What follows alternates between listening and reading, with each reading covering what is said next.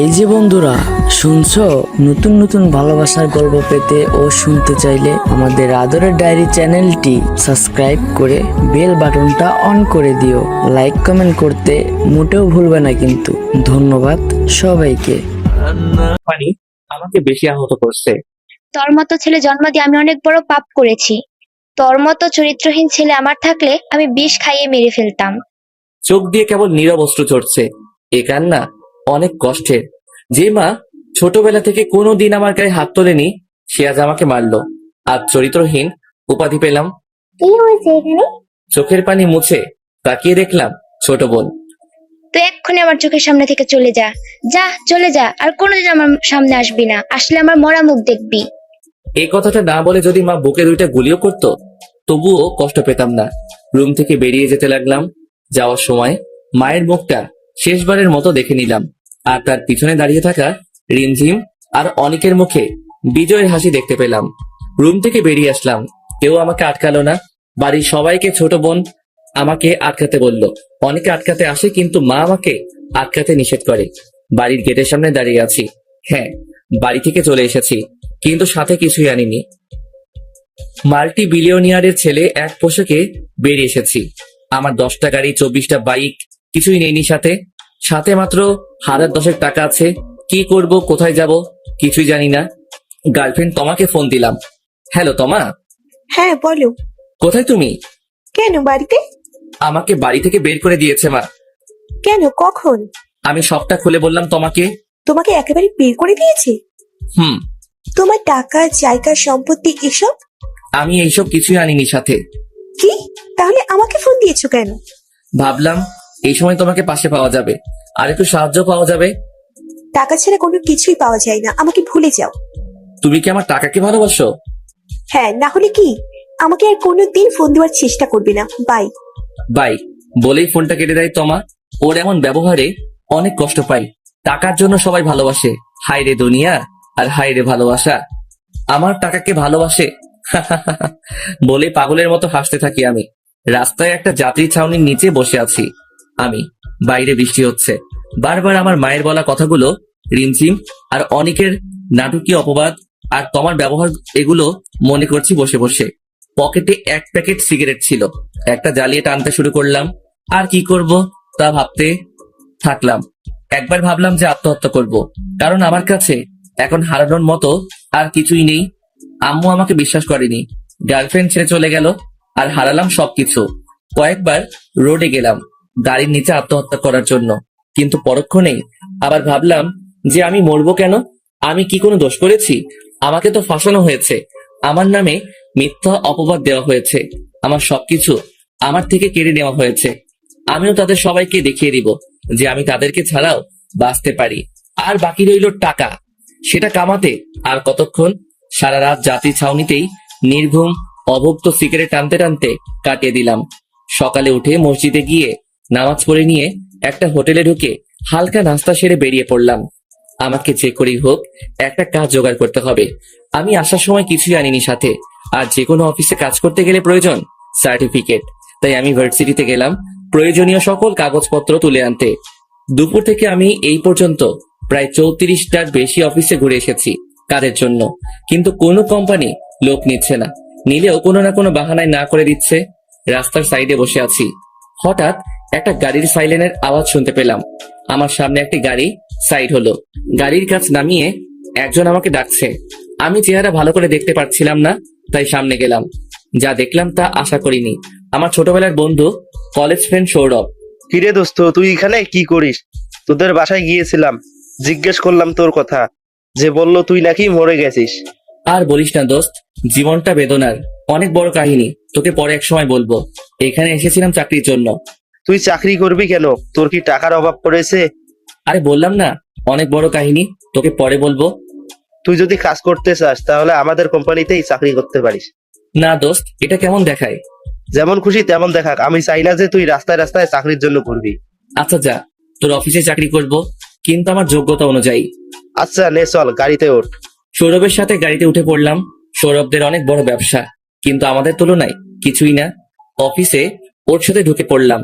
ও আমাকে একটা কেবিন দেখিয়ে বলল যে আমাকে এখানে কাজ করতে হবে। আমি রাজি হয়ে গেলাম। আমাকে HR ম্যানেজারের পোস্ট দেওয়া হয়েছে। সৌরভ বলল যে আজকে কাজ করতে হবে না, ওর সাথে ওর বাড়িতে নিয়ে গেল। দরজা ওর মা খুলে দিল।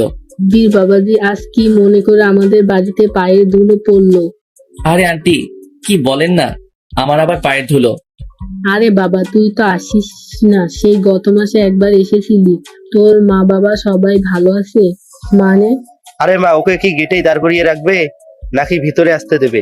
আরে আমি ভুলেই গেছিলাম, আয় বাবা ভেতরে আয়। হ্যাঁ আন্টি, সবাই ভালো আছে, আমি ছাড়া। ভেতরে গেলাম। সৌরভের আম্মু আমাকে নিজের ছেলের মতোই রাখে আর অনেক আদর করে। যাক, এক মাকে হারালাম, আরেক মাকে পেলাম। ভেতরে গিয়ে সৌরভ আমাকে একটা রুম দেখিয়ে দিল। দুপুরে ডিনারের টাইমে সবাই ডিনার করছিলাম, তখন আঙ্কেল জিজ্ঞেস করলো কি হয়েছে, আমি নাকি বাড়ি ছেড়ে দিয়েছি। সত্যটা সবাইকে বলা দরকার, ওনাদেরকে সবটা খুলে বললাম। আন্টি, আঙ্কেল, সৌরভ সবাই অনেক কষ্ট পেল এটা শুনে। আমাকে অনেকভাবে সান্ত্বনা দিতে লাগলো। তোর মা তোকে ভুল বুঝেছে তো কি হয়েছে, আমি আরেক মা আসি না? খুশিতে আমার চোখে পানি চলে আসে। ভাবলাম এখানেই থাকবো। এভাবে চলছিল আমার দিন।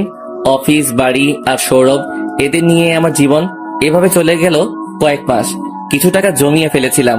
সৌরভদের অফিসে কাজ করে আঙ্কেল আমাকে কাজ করতে মানা করে, কিন্তু তবুও আমি করি। ভাবলাম একটা বিজনেস ম্যানেজমেন্ট কোর্স করে আসি বাইরে থেকে, তারপর নিজেই একটা ব্যবসা করব। আজ বাইরে যাচ্ছি। কানাডাতে 5 মাস কেটে গেছে, কিন্তু মা এর মধ্যে আমার সাথে একবারও যোগাযোগ করেনি। আর বাকি রইল পরিবার। ওরা আম্মুর আদেশের বাইরে এক পাও নড়ে না। আব্বুও আম্মুকে ভয় পায়, প্লেন ছেড়ে দিয়েছে। এয়ারপোর্টে আঙ্কেল, আন্টি আর সৌরভ এসেছিল আমাকে এগিয়ে দিতে। অবশেষে কানাডার মাটিতে ল্যান্ড করলাম। কানাডায় সময় ভালোই কাটছিল। পড়ালেখা আর নিজেকে নিয়ে অনেক ব্যস্ত হয়ে পড়েছিলাম। এর পাশাপাশি পার্ট টাইম জবও করতে লাগলাম। 8 মাসের কোর্স ছিল, যেটা কমপ্লিট হতে সময় লাগবে। আমি 8 মাস পর আজ দেশে ফিরছি। কোর্সটা কমপ্লিট হয়ে গেছে। কাউকে জানাইনি যে আজ ফিরছি। সোজা সৌরভদের বাড়িতে গেলাম, কারণ আমার আপনজন বলতে এটাই আছে। কিন্তু গেটে তালা দেওয়া। দারোয়ানকে জিজ্ঞাসা করলাম। দারোয়ানের জবাব শুনে আমি অনেক বড় শকড হলাম। দারোয়ান বলল যে সৌরভদেরকে ব্যাংক এই বাড়ি থেকে বের করে দিয়েছে। আমি ভাবতে লাগলাম কি এমন হলো যে সৌরভদেরকে বাড়ি ছাড়া হতে হলো। অফিসে গেলাম। অফিসের মালিক চেঞ্জ হয়ে গেছে, কিন্তু পুরনো অনেক স্টাফ আছে। ওদের জিজ্ঞেস করে জানতে পারলাম যে সৌরভরা ব্যবসায় অনেক বড় লস খায়, যেটা সামলাতে ব্যাংক থেকে লোন নেয়, পরে সেটা আর শোধ করতে পারে না। পরে ব্যাংক নিলাম ডেকে সবকিছু বিক্রি করে দেয়। এই জন্যই বোধহয় সৌরভের সাথে কয়েক মাস যাবত কথা হয় না। সবার কাছে ওদের ঠিকানা চাইলাম, কেউ দিতে পারলো না। সারা শহরে ওদের খুঁজতে লাগলাম। অবশেষে একটা জিনিস মনে পড়লো যে সৌরভের মায়ের নামে ঢাকাতে একটা ছোট্ট বাড়ি আছে, সেটাতে গিয়ে খুঁজলে হয়তো পাওয়া যাবে। যেই কথা সেই কাজ, ওদেরকে সেখানে খুঁজতে গেলাম এবং পেয়েও গেলাম। বাড়িটা অনেক বড় না, 3 কামরার বাড়িটা, অনেক পুরনো। দরজা নক করতেই আন্টি দরজা খুলে দিলেন। আন্টিকে দেখে অনেক আনন্দ হলেও খুশি হতে পারলাম না। আন্টি আর আগের মতো নেই, শুকিয়ে গেছে, চোখের নিচে কালো দাগ পড়ে গেছে। আরে বাবা, তুই কবে ফিরলি? এতদিনে আমাদের কথা মনে পড়লো। আর বলো না আন্টি, আগে বলো যে তুমি কেমন আছো। এই তো বাবা, যেমন দেখছিস তেমনই। তোমাদের এই অবস্থা কেন? আর বলিস না বাবা, বিজনেসে লসকে আজ এই দশা। আন্টি আমাকে ভেতরে নিয়ে গেল। ভেতরে গেলাম। আন্টি, সৌরভ আর আঙ্কেলকে তো দেখতে পাচ্ছি না, ওরা কোথায়? বাড়িতে বসে থাকলে তো আর পেট চলবে না। তোর আঙ্কেলের তো আর এখন কিছুই নেই, তাই সে এখানে একটা অফিসে পিয়ন পোস্টে চাকরি করে। কি? আঙ্কেল পিয়ন পোস্টে চাকরি করে? এত বড় কোম্পানির সিইও এখন পিয়ন? আন্টি, আমার মানতে অনেক কষ্ট হচ্ছে। কি করার আছে বল। আর সৌরভটা চাকরি খোঁজে, সারাদিন ঘোরে। তোমাদের এই অবস্থা আমাকে একটিবার ফোন করে জানাবে না? জানাতাম, কিন্তু তোর আঙ্কেল নিষেধ করেছে। আচ্ছা বলো, কি রান্না করেছো? এয়ারপোর্ট থেকে সোজা এখানে এসেছি, খুব ক্ষুধা লেগেছে। আন্টিকে এই কথা বলতেই আন্টি চুপ করে গেল। কি হলো আন্টি? বাবা, মাস শেষ, তোর আঙ্কেলের এখনো বেতন পায়নি, ঘরে একটা বাজারও নেই। তোর কাছে বলতেই আমার লজ্জায় মাথা কাটা যাচ্ছে। আন্টি, আমি কিন্তু এখন চলে যাব। কেন বাবা যাবি কেন? থাক, আমার কথায় কিছু মনে করিস না। আন্টি, তুমি কিন্তু আমাকে নিজের ছেলে বানিয়েছো, আর নিজের ছেলের কাছে কিসের লজ্জা? আমি যতদিন আছি সব আমি সামলে নিব। এরপর ব্যাগটা রেখে একটা টি শার্ট পরে নিলাম আর কিছু টাকা নিয়ে নিলাম। কোথায় যাচ্ছিস? তুমি অপেক্ষা করো, আমি আসছি। এই কথা বলেই বেরিয়ে পড়লাম। উদ্দেশ্য হলো বাজারে যাওয়া। বাজারে গিয়ে 5 কেজি বড় মাছ কিনলাম, 2 কেজি চিংড়ি মাছ, আর 5 কেজি গরুর মাংস, আর 6টা মুরগি কিনে নিলাম। আর মাসিক যা বাজার লাগে সব কিনে একটা ভ্যানে করে নিয়ে বাড়ির উদ্দেশ্যে রওনা হলাম। বাড়িতে পৌঁছে কলিং বেল চাপলাম। কিরে, কোথায় চলে গেছিলি? আর বলো না, সামান্য কিছু কেনাকাটা করতে। এই কথাটা বলেই আমি সরে দাঁড়ালাম। ভ্যানওয়ালা ভাই সব ভেতরে নিয়ে যাচ্ছে। কিরে বাবা, এত বাজার কেন? আমার বাড়ি, আমি বাজার করব, তুমি বলা কে? তাই বললে এত? আন্টি, তোমরা কি খাও না খাও সব আমি জানি। আমার এই সামান্য বাজার দেখে বলছো এত বাজার? ভ্যানওয়ালা বাজার নামিয়ে দিয়ে চলে যায়। আমি গোসল করে বসে বসে টিভি দেখছি, আর আন্টি রান্না করছে। আন্টি, হ্যাঁ বাবা, রান্নাঘর থেকে। আঙ্কেল আর সৌরভ আসলে বলো না আমি এসেছি, ওদের সারপ্রাইজ দিব। ওকে বাবা। একটু পরে আঙ্কেল আর সৌরভ আসে। আর বলো না, অফিস থেকে ফেরার পথে দেখি গাড়ি মুছার কাজ করছে। আমার ছেলে নাকি গাড়ি মুছবে, তাও আবার আমি বেঁচে থাকতে। মা, কিছু আছে খাবার মতন? খুব ক্ষুধা লেগেছে। আমি দরজার আড়াল থেকে সবটা দেখছি। সৌরভের অবস্থা আর আঙ্কেলের অবস্থা দেখে চোখ থেকে কয়েক ফোঁটা পানি বেরিয়ে আসলো। সৌরভ, যে কিনা নিজের কাজ কোনোদিন নিজে করে না, সে আজ অন্যের গাড়ি মুছে দিচ্ছে। এটাই নিয়তি, কখন যে কার কপালে কি আছে বলা যায় না। মা, কিছু আছে খাবার মতন? খুব ক্ষুধা লেগেছে। সৌরভ, আমি আসার সময় মরিয়ার চানাচুর কিনে এনেছি, এগুলো খেয়ে ঘুমিয়ে পড়। না, আমি রান্না করছি, তো হাত মুখ ধুয়ে আয়। সৌরভ আর আঙ্কেল হাত মুখ ধুয়ে আসে। ঘরে তো বাজার নেই, তাহলে তুমি রান্না করলে কিভাবে? সেটা নিয়ে তোদের ভাবতে হবে না। আন্টি দুজনের পাতে ভাত বেড়ে দেয় আর মাংস দেয়। এগুলো কোথায় পেলে? আমি পিছন থেকে সৌরভের চোখ হাত দিয়ে ঢেকে ধরলাম। কে কে চোখ ঢেকে রেখেছে? সাব্বির, তুই? তুই সবসময় ধরে ফেলিস কিভাবে বলতো? আরে ভাই, তোর স্পর্শ আমি চিনি, কিন্তু তুই কখন এলি? এই তো কিছুক্ষণ আগে। ও, তাহলে তুই বাজার করেছিস? হ্যাঁ, আমার বাড়ি, আমি বাজার করেছি। তো কি মহাভারত অশুদ্ধ হয়েছে? আচ্ছা বস, খেয়ে নে, তুই তো এখনো খাসনি। আঙ্কেল আন্টি আর সৌরভের সাথে গল্প করতে করতে খাবার খেয়ে নিলাম। সৌরভের সাথে ঘুমাতে গেলাম। সকালে সৌরভ উঠে চলে যাচ্ছিল। কই যাস? কাজের খোঁজে। মানে? যেতে হবে না, তোর কাজ ঠিক হয়ে আছে। মানে? মানে পরে বুঝতে পারবি। সৌরভকে নিয়ে নাস্তা করে বেরিয়ে পড়লাম। বল, কি কাজ ঠিক করেছিস? আমরা একটা টেক্সটাইল ফ্যাক্টরি খুলবো। কিছু খাইছিস নাকি, গাঁজা জাতীয় কিছু? আরে তুইও না, আমি সিরিয়াস। টাকা পাবো কোথায়? এটাতে বেশি টাকা লাগবে না, আর যতটুকু লাগবে তার চেয়ে বেশি আছে আমার কাছে। একটা বিল্ডিং লাগবে রাস্তার পাশে, আর মেশিন কিনতে হবে, এবং আমাদের হাতে কিছু টাকা রাখতে হবে। তুই এভাবে বললি যেভাবে কোটি কোটি টাকা লাগবে। জানি তো, আমার কাছে আছে 50 কোটি টাকার মতো। এত টাকা চলবে না। তাহলে দৌড়াবে। আমি আর সৌরভ একটা ফ্যাক্টরির মতো বাড়ি খুঁজতে থাকি। তারপর সারাদিন খুঁজে আমরা একটা বাড়ি পেয়ে যাই, যেটাতে ফ্যাক্টরি বানানো যাবে। দুপুর পেরিয়ে বিকাল হয়ে গেছে, কিন্তু দুজনেরই পেটে কিছুই পড়েনি। আমিও সৌরভ একটা রেস্টুরেন্টে যাই খাবার খেতে। রেস্টুরেন্টে প্রবেশ করে আমিও সৌরভ নিজেদের ইচ্ছা মতো খাবার অর্ডার করলাম। দুজনে খাবার খাচ্ছি, হঠাৎ সৌরভ আমাকে বলে, সাব্বির, সাব্বির দেখ। কি হয়েছে? কি দেখবো? পিছনে দেখ, তোর গার্লফ্রেন্ড তোমা আরেকটা ছেলের সাথে। আমি পিছনে তাকালাম, কিন্তু যা দেখলাম তা দেখে হৃদয়ের কিছু পুরনো কষ্ট নাড়া দিয়ে উঠলো। তমা একটা ছেলের সাথে হাত ধরে রেস্টুরেন্টে ঢুকছে। ছেলেটাকে চিনতে আমার ভুল হলো না। আমাদের এসবি গ্রুপ অফ ইন্ডাস্ট্রিজ এর এসবি কনস্ট্রাকশনস এর ম্যানেজারের ছোট ছেলে সে। ও আমাদের কোম্পানিতে কাজ করে। আমাদের সামনে টেবিলে এসে বসলো ওরা দুজন, কিন্তু তমা আমাকে দেখেনি। কি রে দোস্ত, তোর গার্লফ্রেন্ড অন্য ছেলের সাথে কেন? ওর সাথে তো তোর বিয়ের কথা পর্যন্ত হয়েছিল। আরে ভাই, সব কপাল। আমার কপালটা অনেক বড়, তাই সব আমার সাথে হয়ে থাকে। তবুও আল্লাহ যা করে ভালোর জন্যই করে। ওর সাথে তোর ব্রেকআপ হয়েছে? সেই দিনই, যেদিন আমি সব ছেড়ে চলে এসেছিলাম। আসলে ও আমার টাকাকে ভালোবাসতো, আমাকে না। দুজনেই খেয়ে দিয়ে উঠলাম, ওরাও খেলো। বিল দিতে কাউন্টারে গেলাম। আমি কার্ড বের করে বিল দিয়ে দিলাম। তমা আর ওর নতুন বিএফও আসলো বিল দিতে। তমা, আমি আজকে কার্ড ভুলে ফেলে এসেছি, তুমি বিলটা দিয়ে দাও। ওকে, নো প্রবলেম। তমা ব্যাগ থেকে কার্ড বের করলো, কিন্তু কার্ড সোয়াইপ করলো, কিন্তু কার্ড কাজ করছে না। ম্যাম, আপনার কার্ডে টাকা নেই। এটা কি করে সম্ভব? সেই দিনও তো দেখলাম কার্ডে 20 কোটি টাকা আছে। এই কার্ড তো আপনার না ম্যাম, এটার মালিকের নাম আফসান আহমেদ সাব্বির। হ্যাঁ, আমার কাজিনও ওর কার্ড নিয়ে এসেছি। কি রে দোস্ত, ও তো তোর কার্ড ব্যবহার করছে। লাভ নেই, আমি সব টাকা মার অ্যাকাউন্টে ট্রান্সফার করে দিয়েছি। দেখ, ওরে মজা দেখাই। কি করবি? খালি দেখ। সৌরভ ওদের দিকে এগিয়ে গেল। কেমন আছো তোমা? ভালো, তুমি সৌরভ না? ও, তাহলে চিনতে পেরেছো? আচ্ছা, একটা কথা বলবা? সাব্বির তোমার কোন জন্মের কাজিন যে ওর কার্ড ব্যবহার করছো? তমা কি বলবে ভেবে পাচ্ছে না। আসলেই তো কি বলবে। ম্যানেজার সন্দেহজনক দৃষ্টি নিয়ে তোমার দিকে চেয়ে আছে। মানে আমি তো ওইটা বলি নাই। ম্যাম, আপনি কি কার্ড চুরি করে এনেছেন? যদি করে থাকেন তাহলে আমি এক্ষুনি পুলিশ ডাকবো। আরে কি বলছেন কি? আমি চুরি করতে যাবো কেন? আমাকে দেখে কি চোর মনে হয়? তাহলে অন্য একজনের কার্ড ব্যবহার করছেন কেন? কার্ডে টাকা নেই, আবার বলছেন কাজিন, এখন বলছেন না?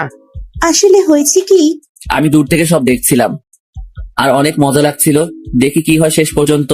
তমা ওর বফের দিকে করুণ দৃষ্টিতে তাকায়। সে কাকে যেন ফোন দিয়ে বিকাশে টাকা এনে দেয়। তমা হোটেলের বাইরে আসে আর ম্যানেজারকে অনেক কিছু বুঝিয়ে সৌরভ কথা পেঁচাচ্ছে আর তমা খালি ফেসে যাচ্ছে। হোটেলের সবাই তমাকে চোর ভেবেছে। বাইরে বেরিয়ে ওই ছোট লোকের বাচ্চা, আজকে সবার সামনে অপমানিত হলাম। বয়, আসলে তুমি কার কার্ড ব্যবহার করেছিলে? তোমার জানতে হবে না, এক ছোট লোকের বাচ্চার কার্ড। কে সে? যে ছোট লোক যার কার্ডে 20 কোটি টাকা থাকে, আমি তাকে দেখতে চাই।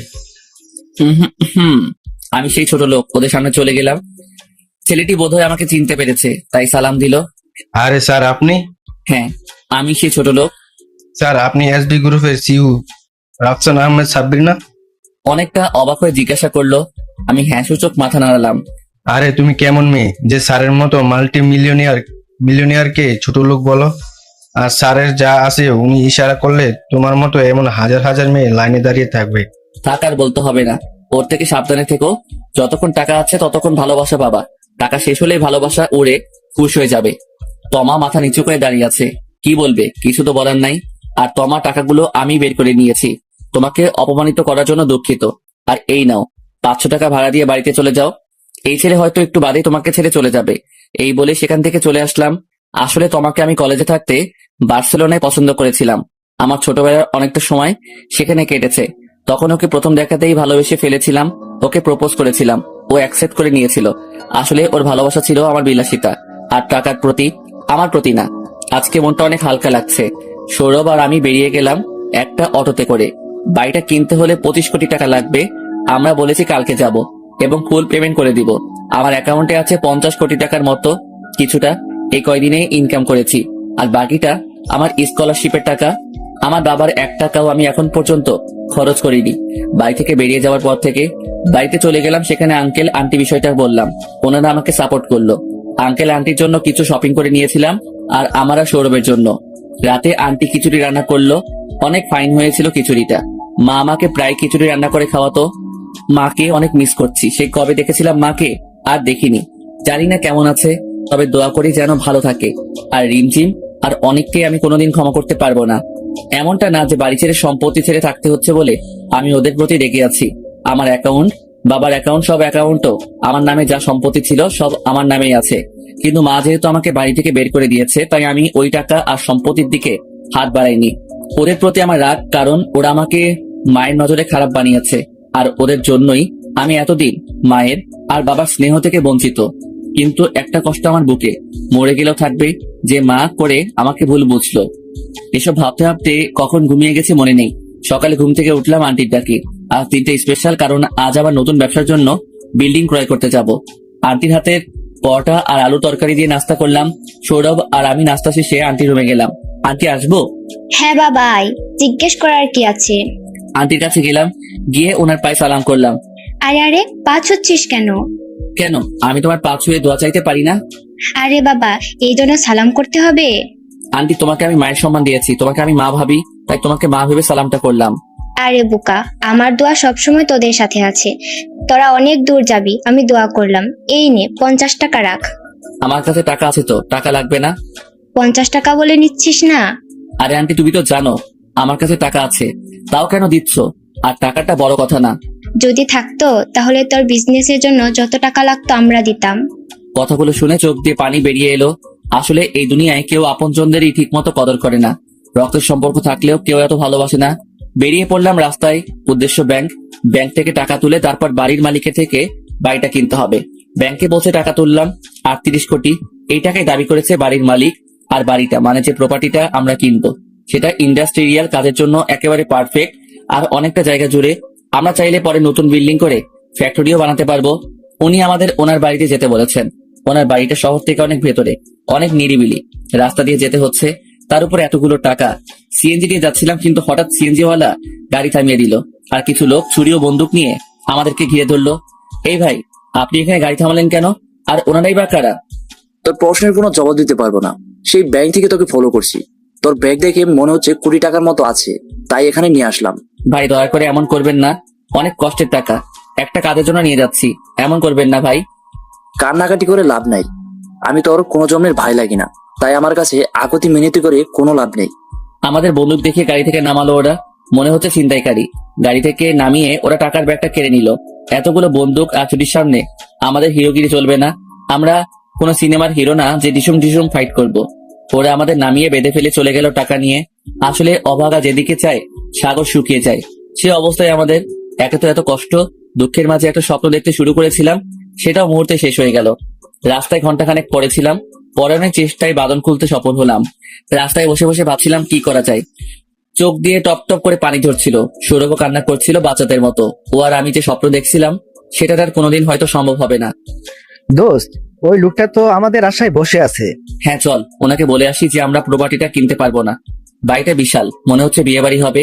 হয়তো ডেকোরেশন দেখে মনে হচ্ছে যে এখানে একটা বিয়ের আয়োজন করা হয়েছে, কিন্তু বাড়িতে তেমন কাউকে দেখতে পেলাম না। যাই হোক, খুঁজে দেখি কেউ আছে কিনা। আরে, বাড়িতে বোধহয় মালিক নেই। কিন্তু এরকম একটা বাড়িতে যেখানে সব সাজানো, সেখানে কেউ থাকবে না, এটা কোনো কথা? সেটাই মনে হয়। বাড়িটা শহর থেকে একটু ভেতরে, তাই হয়তো মানুষজন কম এখানে। এই, আপনারা এখানে কি করতেছেন? জানেন না এটা প্রাইভেট প্রপার্টি? এখানে অনুমতি ছাড়া ঢোকার সাহস পেলেন কোথায়? আর অনুষ্ঠান আর হবে না। হঠাৎ করে একজন বৃদ্ধ মতো লোক আমাদের সামনে এসে উপরের কথাগুলো বললেন। দেখে মনে হচ্ছে মালিক হবে হয়তো। আমাদের আপনি ভুল বুঝছেন, আমরা অনুমতি নিয়ে এসেছি। এখানকার মালিক আমাদেরকে আসতে বলেছেন, কিন্তু ওনাকে তো দেখতে পাচ্ছি না। ও দুঃখিত, আসলে উনি বাড়িতেই উপরের তলায় আছেন। ওনার মেয়েকে বিয়ের আসর থেকে এখানকার ল্যান্ড মাফিয়া কিডন্যাপ করেছে, তাই উনি অনেক টেনশনে আছেন। কি? ল্যান্ড মাফিয়া ওনার মেয়েকে কিডন্যাপ করেছে? উনি পুলিশ না মেয়ে? এখানে বাড়িতে বসে কি করছেন? আমি আপনাদের এত কিছু বলতে পারবো না, কিছু জানার থাকলে আপনারাই জেনে নিন। উনি দোতলায় আছেন। লোকটির কথা মতো আমি আর সৌরভ দোতলায় গেলাম। একটা রকিং চেয়ারে বুড়ো লোকটি বসেছিলেন। আসসালামু আলাইকুম। উনি হয়তো শুনতে পাননি, তাই আবার সালাম দিলাম। উনি খানিকটা না অনেকটা একটু হকচকিয়ে উঠলেন। আসলে টেনশনে থাকলে যা হয় আর কি। আঙ্কেল, আমরা দুজন এসেছিলাম। ও, তোমরা এসেছো, বসো বাবারা। আঙ্কেল, আমি বলতে চেয়েছিলাম যে আমরা যে বলছিলাম বাড়িটা কিনবো, সেটা আর কেনা হবে না। আরে কি হবে বাড়ি বিক্রি করে? যার জন্য বাড়িটা বিক্রি করবো সেই তো নেই। আরে আঙ্কেল, আপনি পুলিশে যাচ্ছেন না কেন? যাবো কিভাবে? পুলিশকেও তো ওরা কিনে রেখেছে। ওরা এত ডেঞ্জারাস? হ্যাঁ। আচ্ছা, আমরা যদি আপনার মেয়েকে এনে দিতে পারি? কি তোমরা পারবে? তোমরা যদি পারো তাহলে যা চাইবে তাই দেব। এই তোর মাথা ঠিক আছে? কি থেকে কি বলছিস? আমি সাব্বিরকে সাইডে টেনে নিয়ে বললাম, তো কি হয়েছে? চেষ্টা করলে বা ক্ষতি কি? তুই জানিস না ওরা কত বড় মাফিয়া? দেখা যাবে। আচ্ছা আঙ্কেল, আপনার মেয়ের একটা ছবি আর ওই মাফিয়ার কিছু ডিটেলস চাই, তাহলেই হবে। হ্যাঁ অবশ্যই। বলেই উনি ওনার মোবাইলটা ঘাঁটতে লাগলেন, কিন্তু ওনার চোখে মুখে একটা আলাদা খুশি খুশি ভাব দেখতে পেলাম। হয়তো আমাদের ভরসা করেছেন বলে উনি আমাদের ছবিগুলো দিলেন আর একটা অ্যাড্রেস দিলেন। ওনার বলা ঠিকানা মতো চলে গেলাম। আন্টির দেওয়া 50 টাকা ছিল পকেটে, সেটা দিয়ে গাড়ি ভাড়া দিলাম। আর জায়গাটা বেশি একটা দূরে না, তাই পৌঁছে গেলাম। চারিদিকে করোনা আতঙ্ক, এর ভিতরে সৌরভ আমার ভিতরে আরেক আতঙ্ক ঢুকিয়ে দিয়েছে। একটা বিশাল মাঠের মাঝখানে একটা গ্যারেজের মতো, ওখানে হয়তো ওই মাফিয়া আছে। আর আঙ্কেলের মেয়েও। মেয়েটার ছবি দেখিনি এখনো, তাই খাম থেকে ছবিটা বের করলাম। অসম্ভব সুন্দর একটা চেহারা, চোখ ফেরানো দায়। ছবিতে একটা মেয়ে হাসছে। আমি যেন মেয়েটির চোখের মাঝে হারিয়ে যেতে লাগলাম। আরে, ছবিটা খেয়ে ফেলবি নাকি? আমার হুঁশ নেই, কোনো কথাই কানে যাচ্ছে না। আরে, আমি কিছু বলছি, কানে যাচ্ছে তোর? বলে আমাকে একটা ধাক্কা দিল। হ্যাঁ হ্যাঁ, বল কি হয়েছে? সারের মতো চেঁচাচ্ছিস কেন? তুই কি ছবিটার ভিতরে ঢুকে যাবি নাকি? আরে এমনি। মনে হয় মেয়েটাকে পছন্দ হয়েছে। আরে তুই কি ঘটক নাকি? বিয়ে করিয়ে দিবি? তাহলে তোর পছন্দ হয়েছে? মানে না। আচ্ছা বাদ দে, বল মেয়েটাকে কিভাবে উদ্ধার করা যায় কোনো মারামারি ছাড়া? আমি কি জানি, তুই ভাব। আচ্ছা, পাশে একটা পুরোনো হাসপাতাল না? কিন্তু দেখে মনে হচ্ছে। বন্ধু, তুই কি করবি? দেখ কি করি। হাসপাতালে পিছন দিয়ে ঢুকে পড়লাম ভেতরে। কিছু পুরনো জিনিস পেলাম, মাথায় একটা বুদ্ধি আসলো। সৌরভকে বললাম ডাক্তারদের মতো সাজতে। ও আমার কথা মতো ডাক্তার সাজলো, মানে একেবারে পিপিই এর ড্রেস পরে নিলাম, সাথে সার্জিক্যাল মাস্কও। কি করবি সেটা বল। আঙ্কেলকে ফোন দিয়ে বল একটা অ্যাম্বুলেন্স পাঠাতে। সৌরভ আমার কথা মতো ফোন দিয়ে বলল মিনিট 20-এর ভিতরে অ্যাম্বুলেন্স চলে আসলো। আমি ওকে পুরোটা প্ল্যান বুঝিয়ে দিলাম। তোর মাথায় এত বুদ্ধি কোথায় রাখিস? সব বাঙালি চিপা বুদ্ধি। একটা স্ট্রেচার নিয়ে ভেতরে ঢুকে পড়লাম। অ্যাম্বুলেন্সের আওয়াজ শুনে 2 জন লোক বেরিয়ে আসলো। করোনা রোগী নিতে এসেছি, করোনা হাসপাতাল থেকে, সাইড দিন বলেই লোকটা ভয় ঢুক দিল। আমি আর সৌরভ ভেতরে ঢুকলাম। বোধহয় ডন মহাশয় এখানে নেই, চেলাপেলাতে রেখে গেছে। সবাই শুনুন, আপনারা সবাই হাসপাতালে যান। এই মেয়েটি করোনা পজিটিভ হয়েছে, তাই একে নিতে এসেছি। আর এর সংস্পর্শে যদি কেউ এসে থাকেন তাহলে দ্রুত নিকটস্থ হাসপাতালে যান। এই কথা বলার সাথে সাথে কয়েকজন অজ্ঞান হয়ে পড়ে গেল, আর মেয়েটিও অজ্ঞান হয়ে গেল। এই সুযোগে ওদের আরো ভয় পাইয়ে দিতে হবে, তাই আমি আরো ভয় দেখাতে লাগলাম। কয়েকজন দ্রুত বেরিয়ে গেল, হয়তো হাসপাতালের উদ্দেশ্যে, আর বাকিরা হাই হুতাশ করছে। আমি আর সৌরভ মেয়েটিকে স্ট্রেচারে শুইয়ে দিয়ে নিয়ে বেরিয়ে আসলাম। অ্যাম্বুলেন্সে উঠিয়ে দ্রুত ড্রাইভারকে গাড়ি চালাতে বললাম। আর এদিকে আমরা লুঙ্গি ড্যান্স করছি, সবাইকে বোকা বানাতে পেরে। একটু বাদে মেয়েটির জ্ঞান ফিরল। মেয়েটি আমাদের পিপিইতে দেখে ভূত ভেবে চিৎকার করলো, ওরে খোদা, মোরা ভূত না মানুষ। মাস্ক খুলে কথাটি বললাম। মেয়েটি শান্ত হলো আমার কথা শুনে। কিন্তু আমি অ্যাম্বুলেন্সে কেন? সত্যি কি আমার করোনা হয়েছে? আমি কি বলবো জানি না, মেয়েটির দিকে তাকিয়ে আছি এক নজরে। আরে না, ওইটা তো আমাদের, সরি। এই যে সাব্বিরের চিপা বুদ্ধি আপনাকে ওখান থেকে বের করে আনার জন্য, মানে বিনা রক্তপাতে শত্রুদের অজ্ঞান করার নিনজা টেকনিক। মেয়েটি সৌরভের কথা শুনে ঠিক ঠিক করে হাসতে লাগলো।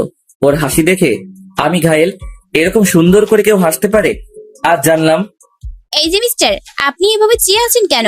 কিছু বলবেন নাকি বোবা? ইয়ে মানে মানে হচ্ছে আসলে।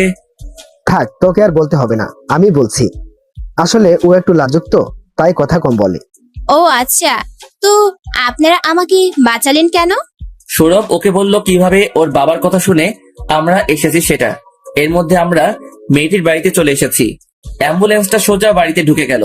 আমরা মেয়েটিকে নিয়ে ওর বাবার কাছে গেলাম। মেয়েটির বাবা হয়তো নিজের চোখকে বিশ্বাস করতে পারছে না, আর আমাদের অক্ষত দেখে তো আরো অবাক হচ্ছেন। যেখানে পুলিশ সহ কেউ কিছু করতে পারলো না, সেখানে 2টি সাধারণ ছেলে কিভাবে এই অসাধ্য সাধন করলো সেটা ভাবছেন হয়তো। মা, তুই এসেছিস? আমি তো ভেবেছিলাম তোমাকে হারিয়ে ফেলেছি।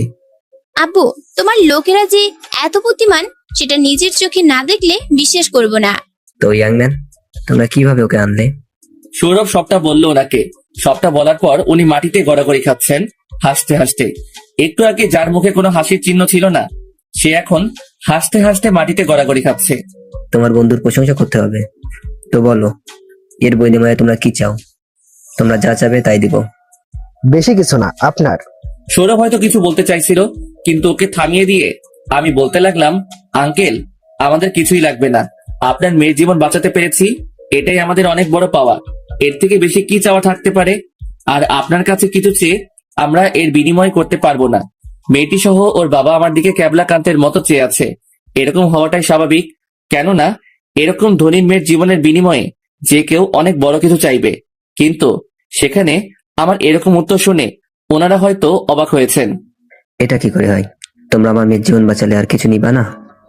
আঙ্কেল, চাওয়ার মতো অনেক কিছুই আছে, কিন্তু একটা জিনিস যেটা আপনার এত সম্পত্তি থাকা সত্ত্বেও আপনার মুখ কিছুক্ষণ আগে হাসি ছিল না, আমাদের জন্য আপনার মুখ এখন হাসি আছে, এটাই অনেক বড় পাওয়া। আমরা কারোর সুখের কারণ হতে পেরেছি, এটাই অনেক। আচ্ছা আঙ্কেল, আমরা তাহলে এখন আসি। না, এটা কি করে হয়? তোমরা কিছু নিবা না, অন্তত আমার মেয়ের বিয়ের দাওয়াতটা তো গ্রহণ করো। সৌরভ হয়তো আমার প্রতি রেগে আছে, এটাই স্বাভাবিক। আমি হ্যাঁ বলে দিলাম। ওনাদের মুখে হাসি দেখতে পেলাম। একটু পরে বাড়িটা আবার সবার সমাগমে গম গম করতে লাগলো। সন্ধ্যা হয়ে এসেছে। আমি আর সৌরভ আঙ্কেলকে হেল্প করছি বিভিন্ন কাজে। একটু পরে কয়েকটা গাড়ি ঢুকলো বাড়িতে। গাড়িগুলো চেনা চেনা লাগলো। এর মধ্যে আমার বাড়ির কিছু গাড়ি দেখতে পেলাম। হয়তো ওনাদের কেউ নিমন্ত্রণ করা হয়েছে।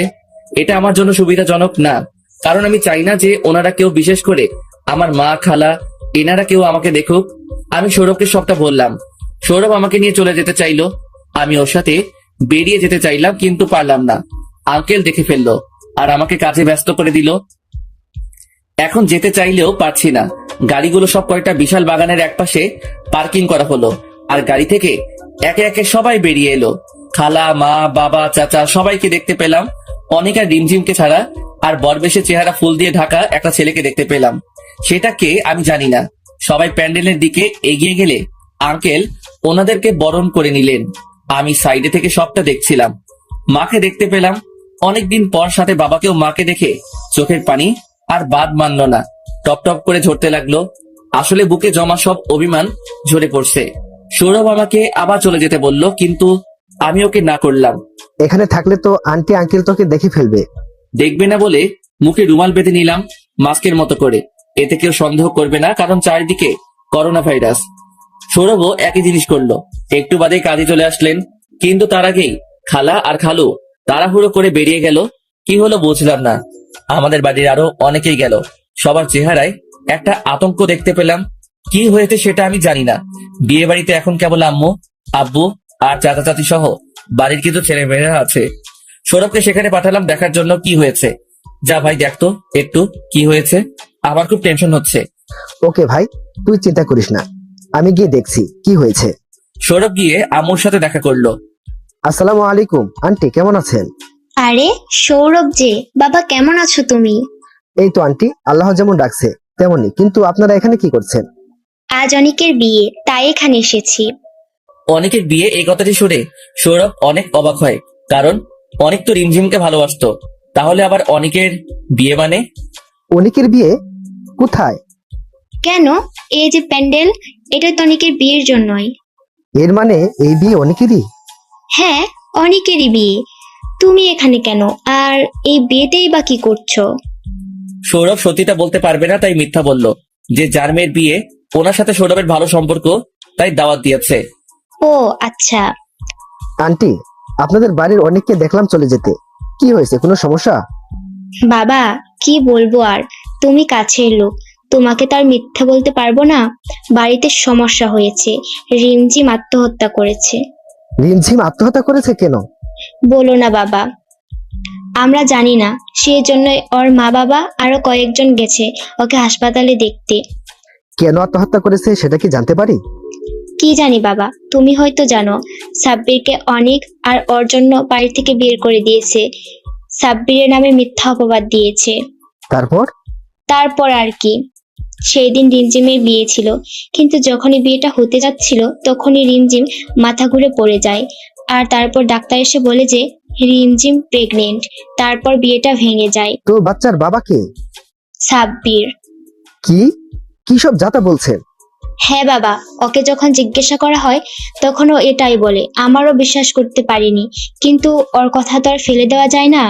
আন্টি হয়তো অনেক বড় ভুল করেছেন, আমি জানি না। তবে সাব্বিরের জন্য আমাদের মাথা কাটা গেছে, আর মান সম্মান যা ছিল সব চলে গেছে। ওকে আমি কোনোদিন ক্ষমা করতে পারবো না। জানি না কি পাপ করেছিলাম যে ওর মতো সন্তান পেটে ধরেছিলাম। আগে জানলে বিষ খাইয়ে মেরে ফেলতাম।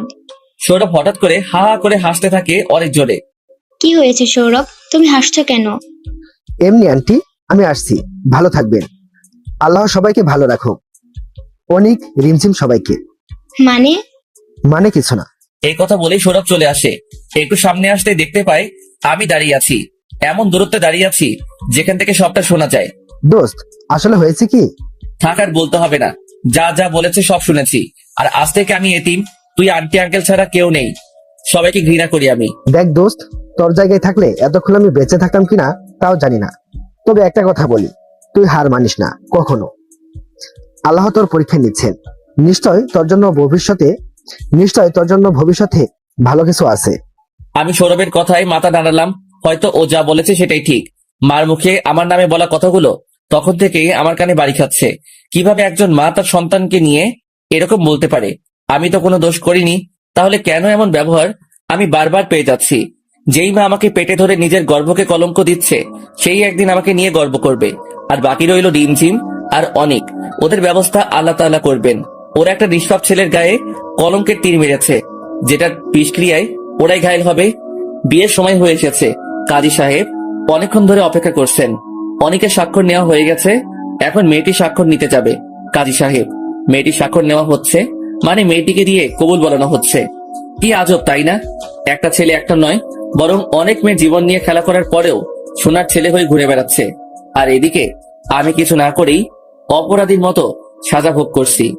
মেয়েটি স্বাক্ষর করতে যাবে, ঠিক তখনই আম্মু এসে সবাইকে থামতে বলল। থামুন সবাই, এ বিয়ে হবে না। কেন, কি হয়েছে? কোনো সমস্যা? না, আপনাদের কোনো সমস্যা নেই, সমস্যা আমাদের ছেলের।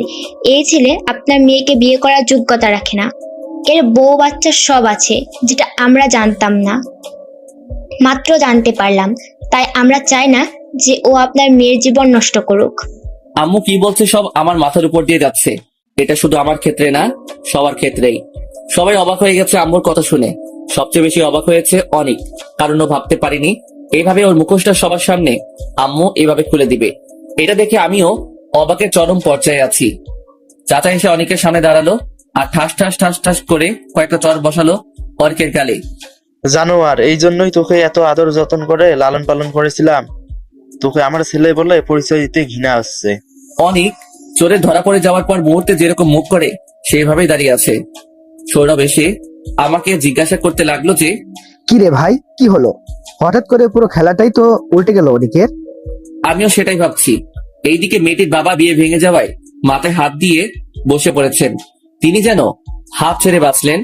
এরকম একটা ছেলের কাছে নিজের মেয়েকে তুলে দিতে গিয়েছিলেন। মেয়েটি কান্না করছে বসে বসে। আম্মু আঙ্কেলের কাছে গেলেন। দেখুন, যা হয়েছে ভালোই হয়েছে।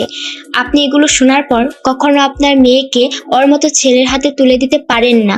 আর আমি একজন মেয়ে হয়ে আরেকজন মেয়ের সর্বনাশ হতে দিতে পারি না। হ্যাঁ ভাইজান, আমার ছেলের চেয়ে 1000 গুণ ভালো ছেলে পাবেন আপনার মেয়ের জন্য। তাই দুঃখ করবেন না, আপনি কষ্ট পাবেন না। কষ্ট তো আমাদের পাওয়ার কথা, এরকম একটা ছেলেকে জন্ম দেওয়ার অপরাধে। বিয়ে বাড়িটা যেন একটা মরা বাড়িতে রূপ নিয়েছে। সবাই চুপচাপ, কেউ কানে কানে ফিসফিস করছে। আঙ্কেলকে আমি আর সৌরভ সান্ত্বনা দিতে লাগলাম, কিন্তু উনি কিভাবে সমাজে মুখ দেখাবেন আর কেউ ওনার মেয়েকে বিয়ে করবে সেটা নিয়ে হাই হতাশ করছেন। আঙ্কেল, আপনি এমন করবেন না। দেখুন, যা হয়েছে তাতে আপনারই ভালো হয়েছে। আঙ্কেল আপনার মেয়ের জন্য অনেক ভালো পাত্র পাবেন, তাই চিন্তা করবেন না। কে বিয়ে করবে আমার মেয়েকে? এরপর যদি ওর কোনো দোষ নাও থাকে, তাও সবাই ওকে কলঙ্ক দিবে। আরে আঙ্কেল কি বলেন এসব? কি করবে বিয়ে? চিন্তায় পড়ে গেলাম। একেই বলে মাইন্ড গেছি বা কি করবো ভাবছি। মেয়েটি অত্যন্ত রূপসী, এরকম বউ হোক কে না চাইবে। আর ওকে দেখে তো আমি প্রথম দেখাতেই সেই লেভেলের ক্রাশ খেয়ে বসে আছি। কিন্তু উনি কি আমার বর্তমান পরিচয়ে ওনার মেয়েকে আমার হাতে তুলে দেবেন? আপনি কি আপনার মেয়েকে আমার হাতে তুলে দেবেন? আমার না আছে গাড়ি, না আছে বাড়ি, না আছে কোটি কোটি টাকা। তাই আপনার কথা আমার কাছে কৌতুক ছাড়া আর কিছুই মনে হলো না। বাবা, এত কথা বলে তুমি আমাকে লজ্জা দিচ্ছ। টাকা পয়সা গাড়ি বাড়ি থাকলে কেউ মানুষ হয় না। আর তোমার কাছে আর কিছু থাকবে না থাক, একটা অনেক বড় মন আসছে, যা থেকে মূল্যবান আর কিছু হয় না। তাই আমার মেয়েকে তোমার কাছে বিয়ে দিতে পারলে আমি অন্তত আনন্দিত হব। মরে গেলেও চিন্তা থাকবে না। আপনি ইয়ার্কি করছেন কি আঙ্কেল? আসলে আপনার মেয়ের সাথে আমাকে বিয়ে দিবেন? তুমি রাজি থাকলে এক্ষুনি এই মুহূর্তে। কি রে সৌরভ, কি বলিস? দোস্ত, আমার কিছু বলার নাই। তোর ইচ্ছাই আমার ইচ্ছা। আচ্ছা আঙ্কেল, আমি রাজি। তুমি রাজি বাবা? হ্যাঁ আঙ্কেল, আমি রাজি। আপনি বিয়ের ব্যবস্থা করুন। বাবা, তোমার হাতে আমার মেয়েকে তুলে দিতে পারলে সৌভাগ্য আমার। এই ছেলের থেকে বেশি পছন্দ আমার মেয়ের জামা হিসাবে তোমাকে। আঙ্কেল চলে গেলেন সবকিছুর অ্যানাউন্সমেন্ট করতে। তখনই মাইকে অ্যানাউন্স করা হলো, আমন্ত্রিত সকল অতিথিবৃন্দকে জানাচ্ছি যে আজকে আমার মেয়ের বিয়ে হবে। আপনারা অনুষ্ঠান থেকে কেউ চলে যাবেন না। আঙ্কেল মাইকে অ্যানাউন্স করলো। একটু বাদে একটা ছেলে আর একটা মেয়ে আমাকে নিয়ে গেল সাথে করে। তারা আমাকে একটা রুম দেখিয়ে পাঞ্জাবি দিয়ে বলল রেডি হতে। আমি রেডি হয়ে নিচে চলে আসলাম। 3 তলা বাড়িটা অনেক বাংলা ছবি আর স্টার জলসা জি বাংলা নাটকের বাড়িগুলোর মতো। বাড়ির ভিতরে সবাই চলে এসেছে। যেহেতু করোনা পরিস্থিতি, তাই বেশি কজনকে দাওয়াত দেওয়া হয়নি। সবাই সবার থেকে দূরত্ব বজায় রাখছে। মানুষ কম এসেছে বললে ভুল হবে, অনেক মানুষ আছে এখানে। আমি সিঁড়ি দিয়ে নেমে চলে আসলাম। আঙ্কেল আমাকে সবার সাথে মিট করিয়ে দিলেন। সবাই আমাকে সাদরে গ্রহণ করলো, কিন্তু তবুও একটা জিনিস আমার মনে খটকা লাগছে যে আমি তো রাজি, কিন্তু যাকে বিয়ে করতে চলেছি সে রাজি কিনা সেটাই জানা হয়নি। তাই আঙ্কেলকে ডাকলাম। হ্যাঁ বাবা, বলো, কোনো সমস্যা? না আঙ্কেল, শুধু একটা জিনিস জানার ছিল। হ্যাঁ বলো নিঃসংকোচে। যাকে বিয়ে করতে চলেছি সে রাজি তো এই বিয়েতে? সেটা নিয়ে ভেবো না, আমার পছন্দই ওর পছন্দ। আচ্ছা আঙ্কেল। একটু বাদেই কাজী বিয়ে পড়িয়ে ফেললো। বিয়ে সম্পূর্ণ, কিন্তু এখনো আমি আমার বউয়ের নামই জানি না। অনেক আজব, তাই না? যেহেতু আমার এখন কোনো বাড়ি নেই, আছে যেটা আছে সেটা সৌরভদের বাড়ি। আঙ্কেল বলল এখানে থেকে যেতে, তাই আমি মানা করলেও উনি শুনবেন না। আমি আন্টি এবং আঙ্কেলকে ফোন দিয়ে সবটা বললাম। উনি আমার বিয়ের কথা শুনে অবাক হলেও অনেক খুশি হয়েছেন, কিন্তু একটু রাগও করেছেন বটে, না জানিয়ে করার জন্য। কিন্তু আমি কি করতে পারি? এখানে আমি নিজেই এখনো ভাবছি কি থেকে কি হয়ে গেল। আর আমার বাবা মা পরিবার কেউ জানতে পারলো না যে আমি বিয়ে করেছি। আর জানলেই বা কি, তারা তো পারলে আমাকে ছোটবেলায় মেরেই দিত। তারা আবার আমার বাবা মা নাকি? ঘন্টাখানেক আগেও আমি অবিবাহিত ব্যাচেলর ছিলাম, কিন্তু এখন বিবাহিত। সৌরভকে রুমে শুতে পাঠিয়ে দিল আঙ্কেল। শুতে যাওয়ার আগে বলে গেল, দোস্ত, তোকে বিড়াল টিড়াল মারতে বলবো না, শুধু এটুকু বলবো মেয়েটার হয়তো তোকে মেনে নিতে কষ্ট হবে, কিন্তু আমি জানি যে ও তোর মতো মানুষকে ভালো না বেসে পারবে না। একদিন না একদিন তোর কাছে ধরা দিবেই। দোয়া রইলো আজকের জন্য। এরকম বন্ধু পাওয়া ভাগ্যের ব্যাপার, সবার কপালে এমন বন্ধু জোটে না। আমি এখন ছাদে বসে আছি, ভাবছি বাসর ঘরে যাব কি যাব না। ব্যাপারটা কেমন যেন না। বিয়ে হতে চলেছিল একজনের সাথে, বাসর হবে আরেকজনের সাথে, আর আমিও বাসর ঘরে ঢোকার সাহস পাচ্ছি না। ভালোবেসেছিলাম তোমাকে নিজের সবটা দিয়ে, কখনো কোনো কিছুর কমতি অনুভব হতে দেইনি। যখন যা চেয়েছে তাই দিয়েছি, কিন্তু ওর ভালোবাসাটা আমার জন্য ছিল না, ছিল টাকার জন্য। আসলে টাকাই সব। এই জন্যই বোধ হয় গ্রিকরা বলে যে money is the second god in this world, মানে টাকাই পৃথিবীতে দ্বিতীয় ঈশ্বর। আজব শোনালেও এটাই সত্য। টাকা থাকলেই সব পাওয়া যায়।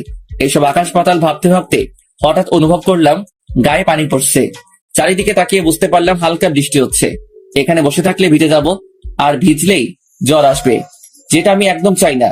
তাই অনেক চিন্তা ভাবনা করে মনকে নানা কিছু বুঝিয়ে বাসর ঘরে ঢুকে পড়লাম। দরজা খোলাই ছিল, ভেতরটা অন্ধকার, জানালা খোলা, তাই হালকা বাতাস আসছে ভেতর থেকে। আমি রুমের লাইটটা জ্বালালাম। রুমের ভেতর কাউকে দেখতে পেলাম না। মেয়েটা গেল কোথায়? রুমে নেই তো কোথায় গেছে? আমি রুমে খুঁজতে লাগলাম, কিন্তু পেলাম না। হঠাৎ বারান্দা থেকে আওয়াজ পেলাম, আমি কোন জিনিসটা না যে নিচে বা শোকেজে চিপাই খুঁজে পাবেন। আওয়াজটা সেই মেয়ের, টুকু, আমার বউয়ের। আমি বারান্দায় গেলাম, গিয়ে দেখলাম বারান্দায় দাঁড়িয়ে বাইরের দিকে তাকিয়ে আছেন। আমার বউ এখানে কি করছেন? ভিজে যাবেন তো, বৃষ্টি তো বেড়ে গেছে, ভেতরে চলে আসুন। আপনি যান, আমি আসছি। আমি সেখানে দাঁড়িয়ে রইলাম। বাইরে থেকে আলো এসে মেয়েটির মুখে লাগছে। বৃষ্টির পানির ফোঁটাগুলো মুক্তার মতো চিকচিক করছিল। মেয়েটিকে দেখেছে প্রথম দেখাতেই আমি প্রেমে পড়ে গেছিলাম, তাই আমি চাইবো যে সারা জীবন সবটা ভালোবাসা দিয়ে আগলে রাখতে। কিন্তু এই সৌন্দর্য আর চাকচিকের ভেতরেও একটা জিনিস স্পষ্ট লক্ষ্য করলাম যে মেয়েটির মুখটা মলিন হয়ে রয়েছে, মানে কোনো কারণে হয়তো মন খারাপ। এটাই স্বাভাবিক আজকে ঘটনার পরিপ্রেক্ষিতে, কিন্তু ওকে মন খারাপ করে থাকতে দেওয়া যাবে না। তাই ভাবলাম কিছু করা যাক। এই যে আপনার নামটা জানি কি? মেয়েটি চোখ বড় বড় করে তাকালো আমার দিকে। আপনি আমাকে বিয়ে করেছেন আর আমার নাম জানেন না? না তো। আসলেই জানেন না? না। আমার দিকে কতক্ষণ চেয়ে রইলো, তারপর হা হা হা করে মুক্ত ধরা হাসি দিল। আপনি হাসছেন কেন? আমি কি এমন বললাম? আমি হয়তো প্রথম মেয়ে যার বর বাসর রাতে তার নাম জিজ্ঞেস করেছে। ও আচ্ছা, জানি না, তাই তো জিজ্ঞাসা করছি। আমার নাম জান্নাতুল ফিহা, ঠিক আপনার মতোই। মানে? কিছু না, আপনার সাথে আমার কিছু কথা আছে। হ্যাঁ বলুন, কি বলতে চান? দেখুন, আপনাকে আমার মেনে নিতে কিছুটা সময় লাগবেই। প্লিজ আমার ওপর জোর খাটানোর চেষ্টা করবেন না। এইটুকুই? হ্যাঁ। আচ্ছা, আপনি এখন আমার স্ত্রী। আপনার ইচ্ছার বিরুদ্ধে আমি কোনোদিন আপনার কাছে যাব না, তাই নিশ্চিন্তে থাকতে পারেন। আমি জানতাম আপনি মানুষ, তাই মানা করবেন না। ধন্যবাদ। আমি আমার জন্য কিছু সাধারণ কাপড় চোপড় আনিয়ে নিয়েছিলাম আঙ্কেলকে বলে। পাঞ্জাবি খুলে সেগুলো পরে নিলাম। জান্নাত বারান্দায় দাঁড়িয়ে রইল। আমি একবার ডাক দিলাম এবং ভিজতে মানা করলাম, কিন্তু আমার কথা না শুনে ভিজতে লাগলো। আমার আর কি বলা থাকতে পারে এখানে। একটা বালিশ নিয়ে সোফাতে শুয়ে পড়লাম। কিছুক্ষণের ভেতর চোখ বন্ধ হয়ে এলো, মানে ঘুমিয়ে পড়লাম। কিন্তু ঘুমটা বেশিক্ষণ স্থায়ী হলো না, কারণ একটা পড়ার শব্দে ঘুম ভেঙে গেল। চোখ মেলে চেয়ে দেখলাম খাটের সাইডে রাখা কাচের শোপিসটা পড়ে গেছে। আমি স্পষ্ট কারো গোঙানির আওয়াজ শুনতে পেলাম। সোফা থেকে উঠে গেলাম দেখার জন্য। বিছানাতে জান্নাতকে দেখতে পেলাম, জান্নাতি গোঙাচ্ছে। আমি বুঝতে পারলাম কিছু একটা সমস্যা হয়েছে, তাই ওর কপালে হাত দিলাম দেখার জন্য, কিন্তু কপালে হাত দিলাম না, গরম উনুনে, সেটা বুঝতে পারলাম না। জান্নাতের শরীর আগুনের মতো গরম হয়ে রয়েছে, মানে জ্বর এসেছে। বৃষ্টিতে ভেজার ফলেই জ্বর এসেছে। এখন আমি কি করব সেটা ভাবছি। এত রাতে ডাক্তার পাবো কোথায়? আর আমি তো তেমন কিছু জানিও না যে জ্বর এলে কি করতে হয়। শুধু মাকে দেখেছিলাম কাপড় ভিজিয়ে মাথায় পট্টি দিতে, আমিও সেটাই করলাম। একটা বাটিতে করে একটু পানি আনলাম, পকেট থেকে রুমালটা বের করে ওর মাথায় জল পট্টি দিতে লাগলাম, কিন্তু ওর জ্বর কিছুতেই কমছিল না। আমি অনেক ভয় পেয়ে গেলাম, ওর কিছু হয়ে যাবে না তো। সৌরভকে ফোন দিলাম, কয়েকবার রিং দিলাম, কিন্তু ধরলো না, হয়তো ঘুমিয়ে আছে। আবার দিলাম, এবার ধরলো। ওকে সবটা খুলে বললাম।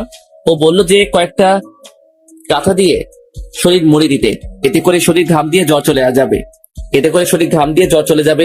আমিও সেটাই করলাম, কয়েকটা কাঁথা কম্বল যা পেলাম সব দিয়ে ওকে মুড়ে নিলাম। কিন্তু হঠাৎ ও আমার হাত ধরে টান দিল, আর আমি ওর উপরে গিয়ে পড়ল। আমি অনেক ভয় পেয়ে গেলাম, ওর কিছু হয়ে যাবে না তো। সৌরভকে ফোন দিলাম, কয়েকবার রিং হলো, কিন্তু ধরলো না, হয়তো ঘুমিয়ে আছে। আবার দিলাম, এবার ধরলো। ওকে সবটা করে বললাম। ও বলল যে কয়েকটা কাঁথা দিয়ে শরীর মুড়ে দিতে, এতে করে শরীরটা ঘাম দিয়ে জ্বর চলে যাবে। আমিও সেটাই করলাম, কয়েকটা কাঁথা কম্বল যা পেলাম সব দিয়ে ওকে মুড়ে দিলাম। কিন্তু হঠাৎ ও আমার হাত ধরে টান দিল, আর আমি ওর উপর গিয়ে পড়লাম। ওর মুখের কাছে আমার মুখ, ওর গরম নিঃশ্বাস আমার ঘাড়ে, গলায়, মুখে পড়ছে। কেমন যেন একটা অনুভূতি হচ্ছে। আমি সরতে চাইলাম, কিন্তু ও কোল বালিশের মতো আমাকে জড়িয়ে ধরলো। আমি নড়তে পারছিলাম না। অনেক শক্তি আছে মেয়েটার বলতে হবে। আর কিছুক্ষণ এভাবে থাকার পর আমার চোখ লেগে এলো। সকালে গালে অনেক জ্বলন অনুভব করলাম, মনে হয় কেউ আমাকে থাপড়াচ্ছে, কিন্তু আমাকে আবার থাপড়াবে কে? চোখ খুললাম, নিজেকে বিছানায় আবিষ্কার করলাম। গতকাল রাতের সবটাই মনে পড়ে গেল। আর আমার বিছানার পাশেই দেখতে পেলাম জান্নাতকে রাগী মুড নিয়ে দাঁড়িয়ে আছে। কেন সেটা বুঝতে পারলাম না। আর থাপ্পড়গুলো তাহলে আসল ছিল। এর মানে জান্নাত আমার গালে থাপ্পড় দিয়েছে, কিন্তু কেন? এই ছোট লোকের বাচ্চা, তোকে এত অনুরোধ করে বললাম যে আমার একটু সময় দরকার নিজেকে গুছিয়ে নিতে, কিন্তু তোর সহ্য হলো না। জান্নাত কেন এমন করেছে সেটা ভাবতে পারছি না। আমি তো কোনো অন্যায় করিনি, তাহলে হঠাৎ এমন করছে কেন? ওর কান্না দেখে আমার খারাপ লাগছে, কিন্তু আমি তো ওর কোনো ক্ষতি করিনি, না ধর্ষণ বা এরকম কিছু করার চেষ্টাও করিনি। তাহলে ও এমন বলছে কেন? ও আমাকে ভুল বুঝছে না তো? জান্নাত, আপনি শুনুন, আপনি যা ভাবছেন সেটা ভুল। কি ভুল? হ্যাঁ, ঠাস ঠাস আমার সাথে বিছানায় শুয়েছিলি সেটা ভুল, আমাকে জড়িয়ে ধরেছিলি সেটা ভুল। আরে আপনি থাক, আমি আর কিচ্ছু শুনতে চাই না। যা করার তো করেছেন, আপনাকে আর কি বলবো, আপনি তো আমার স্বামী। এই বলে জান্নাত বেরিয়ে গেল। ওয়াশরুমে আমি বসে আছি, গাধা বনে গেছি এই ব্যবহারে। হঠাৎ মুচকি হাসতে হাসতে খুব জোরে শব্দ করে হাসতে লাগলাম। ছাদে চলে গেলাম। হাসতে হাসতে এক পর্যায়ে শব্দ করে কান্না করে দিলাম। ছেলেদের কান্না খুব বিদঘুটে দেখায়, চোখ দিয়ে অশ্রু ঝরতে লাগলো। আমি কি কুফা? নিজে নিজেকে প্রশ্ন করলাম। বাড়ি থেকে মিথ্যা অপবাদে বিতাড়িত হলাম, এখন নিজের স্ত্রীর সাথে কিছু না করে ধর্ষক হয়ে গেলাম। আসলেই আমি কুফা। ভালো কাজ করতে গেলেও খারাপ হয়ে যাই, কিন্তু তাই বলে কি আমি খারাপ হয়ে যাব? না, আমি বদলাবো না। আমি আমার এই সত্তাকে ভালোবাসি। ভুল সবাই করে, সেটা একদিন তারা বুঝতে পারবে, কিন্তু যেন খুব দেরি না হয়ে যায়। চোখ মুখ মুছে নিচে নেমে এলাম। ডাইনিং টেবিলে যাওয়ার জন্য কাজের বুয়া ডেকে গেল। জান্নাত ফ্রেশ হয়ে নিচে চলে গেছে, আমাকে ডাকেনি পর্যন্ত। নিচে গেলাম, ডাইনিং প্লেসে সৌরভ, জান্নাত আর আঙ্কেল, সরি শ্বশুর মশাই বসে আছেন। সৌরভ, তোর খাওয়া শেষ হলে আমার সাথে চল, বাইরে যাব। কেন, খাবার খেয়ে যাবে না? আর কোথায় যাবে? না আঙ্কেল, আমি এখন খাবো না, বাইরে কিছু কাজ আছে তাই যাব। কিন্তু বা খেয়ে গেলে ভালো হতো না? না আঙ্কেল, কাজ আছে। আচ্ছা, তাহলে গাড়ি নিয়ে যাও। পরে খেয়ে নিবনি। সরি আঙ্কেল, আপনার সম্পত্তি, টাকা পয়সা এসবের ব্যবহার আমি করব না। আমার যা আছে আমি তাতেই খুশি আছি, এর থেকে বেশি কিছু আমি চাই না। না বাবা, আমার করছো কেন? তুমি আমার একমাত্র মেয়ের জামাই, তাই আমার এসবের মালিক তো তুমিও। হ্যাঁ সেটা হতে পারে, কিন্তু সেটা আমার বউয়ের জন্যই থাক, ওর মানেই আমার। তাই ও যদি সবকিছু ব্যবহার করে তাতে আমার ব্যবহার করা হবে, খরচ করা হবে, কিন্তু আমি খুব শীঘ্রই আমার নিজের বাড়িতে ওকে নিয়ে যাব। ওর যা লাগবে আমি দেব। হ্যাঁ, হাসালে তুমি। জানো আমার মাসিক খরচ কত? আমার বাড়ির ড্রাইভারেরও সমান টাকা তুমি রোজগার করো কি? সেটা সময় বলবে, বাট এটা যদি অপমান হয়ে থাকে তাহলে এটা তোলা থাক। ভাববেন না আমি প্রতিশোধ নেব, আপনি নিজেই অনুতপ্ত হবেন। বাবা, তোমাদের মধ্যে কি কোনো ঝগড়া বা মনোমালিন্য হয়েছে? না আঙ্কেল, একটু সময়ের আর ভুল বোঝাবুঝির ব্যাপার না, সব ঠিক হয়ে যাবে। আপনি দুশ্চিন্তা করবেন না, সেটা সময় বলবে। সাব্বির, আমার খাওয়া শেষ, তুই কোথায় যাবি? চল। চল। আমি আর সৌরভ বেরিয়ে চললাম, হাঁটতে হাঁটতে যাচ্ছি, কারণ ভাড়া নেই। অনেকক্ষণ পরে ব্যাংকের এটিএম বুথ পেলাম, কার্ড নিয়ে এসেছিলাম, তাই কিছু টাকা বের করে নিলাম। একটা সিএনজি নিয়ে চললাম সৌরভদের বাড়িতে। সৌরভ আমাকে বলতে লাগলো, দোস্ত, টাকাগুলো তো গতকাল হারালি, এখন কি করবি? কি করব বল? আল্লাহ রিজিকে না রাখলে কি আর জোর করে বিজনেস করতে পারবো? ভাই, মন খারাপ করিস না, আল্লাহ নিশ্চয় তোর জন্য ভালো কিছু রাখছে, দেখিস। সেটাই যেন হয়। একটা জিনিস বুঝতে পারলাম না, জান্নাত ভাবি তোর সাথে এমন ব্যবহার কেন করলো? সৌরভকে গতকাল রাতে সবটা খুলে বললাম। ঠিক, তুই সারা রাত এত করে সেবা করলি, আর এই প্রতিদান দিল? আমি তো মেয়েটাকে ভালো ভেবেছিলাম। ওর দোষ না, দোষ ওর দোষ না, দোষ আমার কপালের। তাই বলে তোকে থাপড় দিল আর ধর্ষক বলল? ও কি জানতো না যে ওর জ্বর এসেছিল আর তুই সারা রাত ওর সেবা করেছিস? বাদ দে না ভাই। আরে না, আমি ভাবিকে বলে দিব সবটা। আমি চাই না কেউ আবার তোকে খারাপ ভাবুক, অন্তত এবার না। এরই মধ্যে সিএনজি সৌরভদের বাড়িতে চলে এসেছে। আমি আর সৌরভ নেমে বাড়িতে ঢুকলাম, কিন্তু ওকে এসব আঙ্কেল আন্টিকে বলতে নিষেধ করলাম। বাড়িতে পৌঁছে আমি আন্টিকে সারপ্রাইজ দিলাম। তোর সাথে কথা নাই। এ মা, আমি কি করলাম? তুই বিয়ে করলি আর আমাদের জানালি না বিয়ের আগে? আমার বিয়ে হবে আমি জানতাম না, তুমি জানবে কিভাবে? মানে? আন্টিকে সবটা খুলে বললাম। কাল রাতের আর সকালের ঘটনা বাদে আন্টি সবটা শুনে অবাক হলেও খুশি হয়েছেন, আর মা আর বাকিদের কথা শুনে রীতিমতো খুশি হয়েছেন যে অনেক ধরা পড়ে গেছে। তাহলে এখন সবাই তোকে আর চরিত্রহীন ভাববে না? জানিস সাব্বির, একটা কথা আছে যে ধর্মের কল বাতাসে নড়ে, সেটাই হয়েছে। আন্টি, বাট আমার বউটা কিন্তু হেভি কিউট। ও মা, তাই নাকি? তাহলে তো দেখতে হচ্ছে। তোমার কাছে নিয়ে আসবো নি একদিন। আচ্ছা। ও, একটা কথা বলতে ভুলে গেছি, তোর নামে একটা ব্যাগ দিয়ে গেছে কে জানো? কি বললে, ব্যাগ? তাও আবার আমার নামে? আমার জানা মতে এরকম কেউ তো নেই যে আমাকে ব্যাগ দিয়ে যাবে। কে হতে পারে? কি জানো, আমি কি করে বলবো? কোথায় ব্যাগটি? ওই তো ওখানে রাখা আছে, দেখ কি আছে ভেতরে। আমি ভাবতে লাগলাম কে আমাকে ব্যাগ দিয়ে গেল আর কেন। ব্যাগটার কাছে গেলাম, ব্যাগটা আর অন্য কোনো ব্যাগ না, এটা সেই ব্যাগ যেটাতে করে আমি টাকা নিয়ে গেছিলাম বাড়িটা কিনতে। কিন্তু এটা তো ছিনতাইকারীরা নিয়ে গেছিল, কিন্তু এখানে এলো কি করে? আমি সৌরভের দিকে তাকাচ্ছিলাম আর সৌরভ আমার দিকে। ব্যাগটা দেখে আমার পাশাপাশি সৌরভ ও অবাক হয়েছে। অবাক হয়েছে বললে ভুল হবে, অবাকের চরম পর্যায়ে আছে। আমি ব্যাগটা খুললাম, ভেতরে সব টাকা ছিল, যেমনটা ছিল তেমনই, আর একটা চিরকুট ছিল। সেটা হাতে নিলাম, দেখলাম কিছু লেখা আছে। চিরকুটে লেখা, প্রথমে দুঃখিত আপনার ব্যাগ ছিনতাই করার জন্য। হ্যাঁ, আপনি এখন হয়তো ভাবছেন যে আমি কে আর টাকাগুলো আপনার কাছে ফেরত গেলে কিভাবে, তাই তো? হ্যাঁ, আমি আপনার ব্যাগ ছিনতাইকারীদের মধ্যে একজন। আমি আমার ঢলবল সহ ওই রাস্তা সহ গোটা শহরে ছিনতাই করি। ওই দিন আপনার টাকাও আমার দলের লোকেরা ছিনতাই করে নিয়ে আমার বাড়িতে চলে আসে। ওইখানে টাকা ভাগাভাগি হচ্ছিল, তখনই আমার মেয়ে চলে আসে সেখানে। একটা মাত্র মেয়ে, অনেক সাধনার ফল, অনেক ভালোবাসি ওকে। ওরা আপনার মানিব্যাগে নিয়ে এসেছিল, সেটাতে আপনার ছবি ছিল। সেটা নিয়ে আমার মেয়ে আমার কাছে এলো, এসে জিজ্ঞেস করলো যে আব্বু, ছবিটা তুমি কোথায় পেলে? আমি কি বলবো যে আমি চুরি করে এনেছি? আমি জিজ্ঞেস করলাম, কেন আম্মু? বললো, আব্বু মনে আছে আমাকে একটা গাড়ি ধাক্কা দিয়েছিল, তখন এই আঙ্কেলটা আমাকে ডাক্তার আঙ্কেলের কাছে নিয়ে গেছিল। ওর ওই কথা শুনে আমার দলের সবার টাকা গোনা বন্ধ হয়ে যায়। আমি দলের লিডার, কিন্তু আমার মেয়েকে ওরা আমার থেকেও বেশি ভালোবাসে। আচ্ছা মামুনি, তুমি যাও, আমি এই আঙ্কেলকে গিফট দিয়ে দেব, কেমন? আমার দলের সবাই সিদ্ধান্ত নিল যে আপনাকে টাকাটা ফিরিয়ে দেবে, কারণ যে আমার মেয়ের জীবন বাঁচিয়েছে তার জীবন আমরা কিভাবে নষ্ট করি। অনেক খোঁজে জানতে পারলাম আপনি এই বাসায় থাকেন, তাই এখানে ব্যাগটা দিয়ে গেলাম। আপনাকে হয়তো অনেক কষ্ট দিয়ে ফেলেছি, অজান্তে মাফ করে দিবেন। আর আমার মেয়েকে সেদিন বাঁচানোর জন্য আমি আজীবন আপনার কাছে চিরকৃতজ্ঞ থাকবো। যে কোনো প্রয়োজনে আমাকে ডাকতে পারেন। নীতি, কৃতজ্ঞ চোখ। আমি চিরকুটটা পড়ে সৌরভকে দিলাম, ও পড়লো পুরোটা। আমি একটা প্রফুল্ল হাসি দিলাম। একটা মেয়েকে বাঁচিয়েছিলাম একদিন, আজ তার পুরস্কার পেলাম। আসলে একটা কথা আছে, আপনি যদি কারো ভালো করেন তাহলে তার প্রতিদান কোনোদিন কোনোভাবে নিশ্চিত পাবেন। আজও তাহলে পৃথিবীতে মানুষ উপকারকারীর কৃতজ্ঞতা স্বীকার করে। সেটাই তো দেখছি। একটা কথা মনে রাখিস, তুই কারো ক্ষতি না করলে আল্লাহ তোর কোনো ক্ষতি হতে দিবে না। দেখছি তো তোর থেকে সরাসরি। কি রে, কি আছে ব্যাগে? কিরে, কি আছে ব্যাগে? আন্টিকে সবটা খুলে বললাম। আন্টি শুনে খুব খুশি হলো। সাবির, তাহলে আমাদের টেক্সটাইল মিল দেওয়া হবে আবার।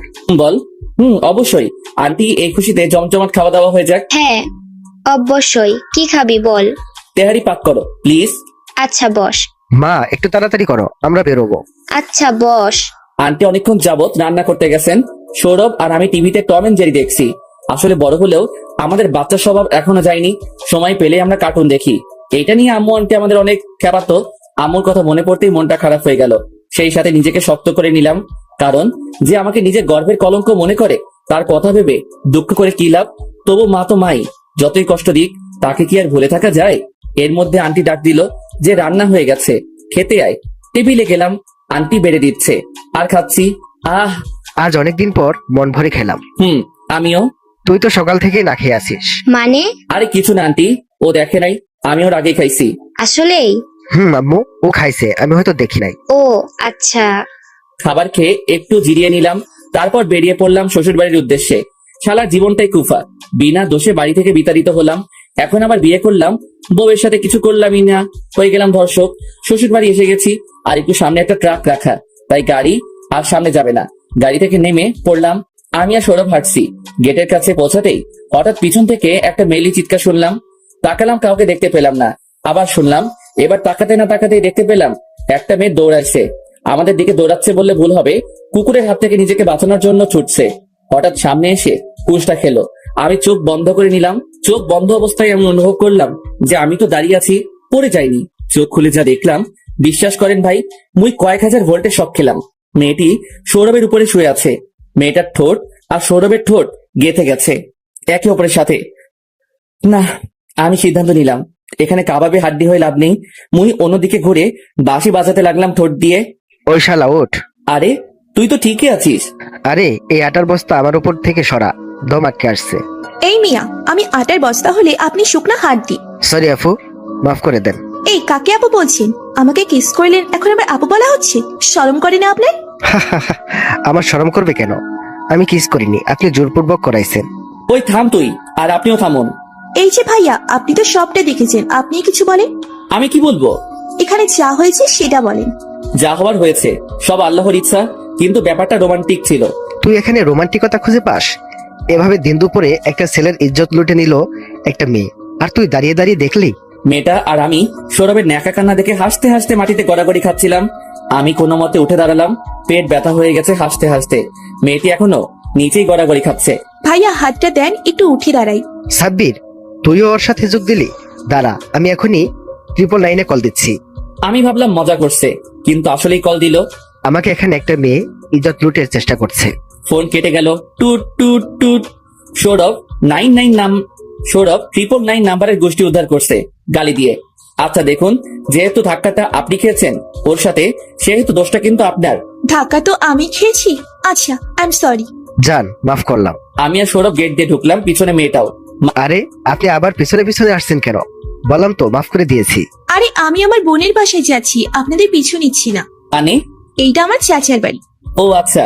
কিন্তু আপনারা কারা? এখানে কি করছেন? ভেতরে গেলেই জানতে পারবেন। এই বলে আমি আর সৌরভ ভেতরে যাচ্ছি, পিছনে মেয়েটি। ভেতরে ঢুকতেই কাজের বউ আসলো। না, ব্যস্ত হবেন না। জামাই সাহেব মানে? হঠাৎ করে উপর থেকে আঙ্কেল বলে উঠলেন। এই তো মাত্র এলাম, কিন্তু ওনারা কারা? ও তোর দুলা ভাই। আমার দিকে ইশারা করে। জান্নাত আপুর হাজবেন্ড? হ্যাঁ। ও দুলা ভাই, সরি, আসলে আমি বিয়েতে ছিলাম না তো, তাই আপনাকে চিনতে পারিনি। কোন ব্যাপার? না, এখন তো চিনেছেন। হ্যাঁ। জামাই বাবাজি, তুমি সকালে না খেয়ে চলে গেলে দুপুর পার হয়ে বিকেল হয়ে গেল, কিছু খাওয়া হয়েছে কি? জি আঙ্কেল, খেয়েছি আমি। জান্নাত খেয়েছে? না, খাইনি। কেন খাইনি সেটা জিজ্ঞাসা করলাম, কিন্তু কিছুই বললো না। আচ্ছা বুঝলাম, বুয়া খাবার বেড়ে দেন জান্নাতের জন্য। চাচু আপু কই? উপরে আছে। ও আচ্ছা, আমি দেখে আসি। সাব্বির, আমি বাসায় চলে যাব। কেন? এমনি, রাতে আবার চলে আসবনি। আচ্ছা যা, চলে আসিস। হাফসা উপরে গেল, সৌরভ গেল ওর পিছু। সৌরভ গেল ওর কিছু জিনিসপত্র আছে আনতে। একটু পরে সৌরভ চলে গেল। আমি আঙ্কেলের সাথে কথা বলছিলাম, ওনার সেই ফ্যাক্টরি ব্যাপারে আমি কিনতে চাইছিলাম, কিন্তু উনি বললেন যে এটা হয় না, কারণ আঙ্কেলের কোনো ছেলে নেই, একটা মেয়ে আর তার জামাই আমি কিভাবে এটা ক্রয় করি? এটা তো আমি এমনিতেই ব্যবহার করতে পারি, কিন্তু আমি ফ্রিতে কিছুই ব্যবহার করতে চাই না। আঙ্কেল অনেক করে বললেন, এখন ওনার কথাকে অগ্রাহ্য করলে বেয়াদবি হয়, তাই আমি রাজি হয়ে গেলাম। কিন্তু প্রত্যেক মাসে একটা ভাড়া আমি জান্নাতকে দিয়ে দিব। খালার বেড়ে দেওয়া খাবার নিয়ে উপরে গেলাম। রুমে প্রবেশ করতেই দেখলাম যে জান্নাত খাটের কোনায় বসে আছে। আমি কাছে গেলাম, খাবারটা টেবিলে রাখলাম। গায়ে হাত দেওয়ার সাহস পাচ্ছি না। কাল রাতে যা করেছি আর সকালে যা ভুগেছি সেটার পরে তো ভুলেও না। আমি আস্তে করে জান্নাতকে ডাক দিলাম। মাথা তুলে তাকালো। আমি ওর উদ্দেশ্যে খাবার প্লেটটি এগিয়ে দিলাম। দেখুন, আপনি আমার উপরে রাগ করে থেকে খাবার না খেয়ে নিজেকে প্লাস আমাকে কষ্ট দিবেন না দয়া করে। আমি যদি কোনো ভুল করেও থাকি তার জন্য আমাকে মাফ করে দিবেন। ওই রকম ভুল আমি জীবনে করব না। জান্নাতের চোখগুলো দেখতে পেলাম এলোমেলো চুলের ভেতর দিয়ে লাল হয়ে আছে, হয়তো কান্না করেছে তাই। সরি। হঠাৎ মনে হলো যে জান্নাত সরি বলেছে। আমি ভাবলাম হয়তো মনের ভুল। কি হলো? সরি বললাম তো। এইবার ঠিকই শুনলাম, জান্নাত আমাকে সরি বলছে। বিশ্বাস হলো না। আপনি অসুস্থ, খেয়ে নেন। কি সব হাবিজাবি বলছেন? এইবার জান্নাত আমার পা ধরে কান্না করে দিল। কি হচ্ছে আমি বুঝতে পারছি না। যে মেয়েটা আমাকে সকালে থাপ্পড় দিল, অপমান করলো, সে এখন সরি বলছে। ব্যাপারটা অদ্ভুত লাগছে। এ কি, আপনি আমার পা ধরেছেন কেন? আরে ছোট লোক মানুষের পা ধরলে আপনার হাত ময়লা হবে। আমি চাই না আমার গায়ে হাত দিয়ে কেউ দূষিত হোক। আর সকালে আপনার হাত ময়লা হয়েছে, আমার গালে হাত দিয়ে ভালো করে হাত ধুয়ে নিবেন। আপনার আমার উপরে রেগে থাকাটাই স্বাভাবিক, কিন্তু তবুও বলবো সরি। জানি এটা ক্ষমার অযোগ্য, তবুও চাইবো আমাকে মাফ করে দিন। আরে ভুল তো আপনি করেননি, করেছি আমি। তাই কারোর মাপ চাওয়ার হলে আমি চাইবো। আপনি হয়তো জানেন না, কাল রাতের ঘটনার ভুল বুঝাবুঝিতে আমি আপনার গায়ে হাত তুলেছি, কিন্তু আমার উদ্দেশ্য সেটা ছিল না। রাগের বশে করে ফেলেছি। আমি একটু বদরাগী, তাই আমার করা ভুলগুলোকে ক্ষমা করে দেন। আরে ছোট লোক মানুষ আপনি, আমার কাছে ক্ষমা চাইলে আপনিও ছোট লোক হয়ে যাবেন তো। আপনি এখনো সেই কথা নিয়ে পড়ে আছেন। আমি বলছি তো আমার ভুল হয়েছে। ও আচ্ছা, আপনার ভুল হয়েছে। তো আপনি কি ভুল করেছেন একটু শুনি। তো কাল রাতে আমার জ্বর এসেছিল বৃষ্টিতে ভেজার জন্য, আর আপনি সারা রাত জেগে আমার সেবা করে আমাকে সুস্থ করে তুলেছেন। আর তন্দ্রাচ্ছন্ন হয়ে আপনি আমার সাথে শুয়েছিলেন, আর আমি ভেবেছি আপনি আমাকে খারাপ কিছু করার চেষ্টা করেছেন, তাই রাগের বশে আপনাকে। থাক আর বলতে হবে না। তা আপনি কিভাবে জানলেন এসব? আপনার বন্ধু সৌরভ আমাকে দুপুরে সবটা বলেছে। ও এই ব্যাপার। তাহলে দুপুরে যখন আঙ্কেলের সাথে কথা বলছিলাম, সৌরভ তখন উপরে এসে সব কথা বলে দিয়েছে। ওকে পরে জিজ্ঞাসা করা যাবে।